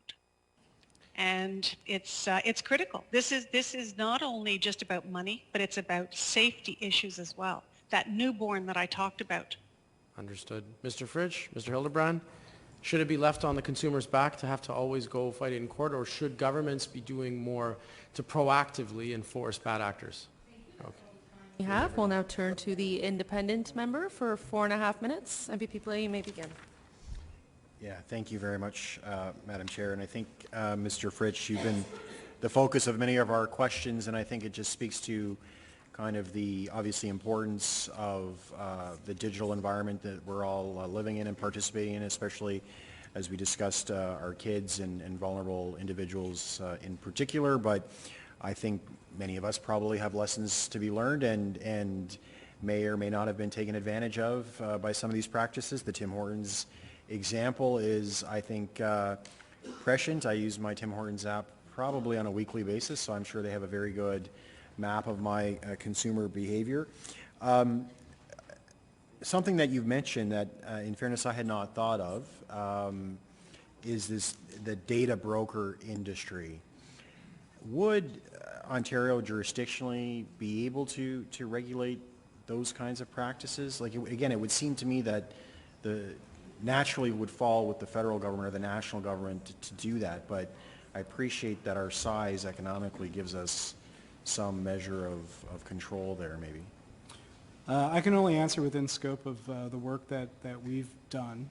But one thing that we heard is that consumer protection and privacy law are generally complementary, and privacy law is also shared jurisdiction federally and provincially. Ontario doesn't have a private sector piece of privacy legislation right now, but nothing's stopping them from doing so. One recommendation we make as sort of a policy recommendation in the project is that the province consider establishing a private sector privacy regime so that it could start taking some of these kinds of issues into account. Is Ontario an outlier in that regard in Canada? I'm not sure. Okay. And then just going back to the dark pattern practices again. Is there? Sorry, maybe never mind. Sorry, I think we've touched on this, and the length of time that we have.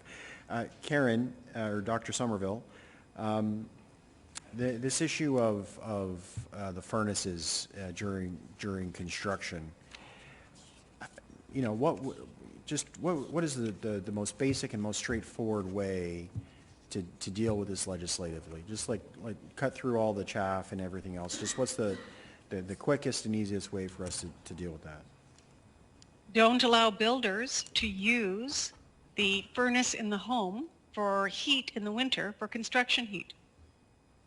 Make builders bring in portable heaters. And that would, sure, okay. That's great. Thank you. Thank you, Madam Chair. I'm done. Thank you. That concludes this round. I'd like to thank the presenters for their time. At this point, we'll call upon our last set of presenters.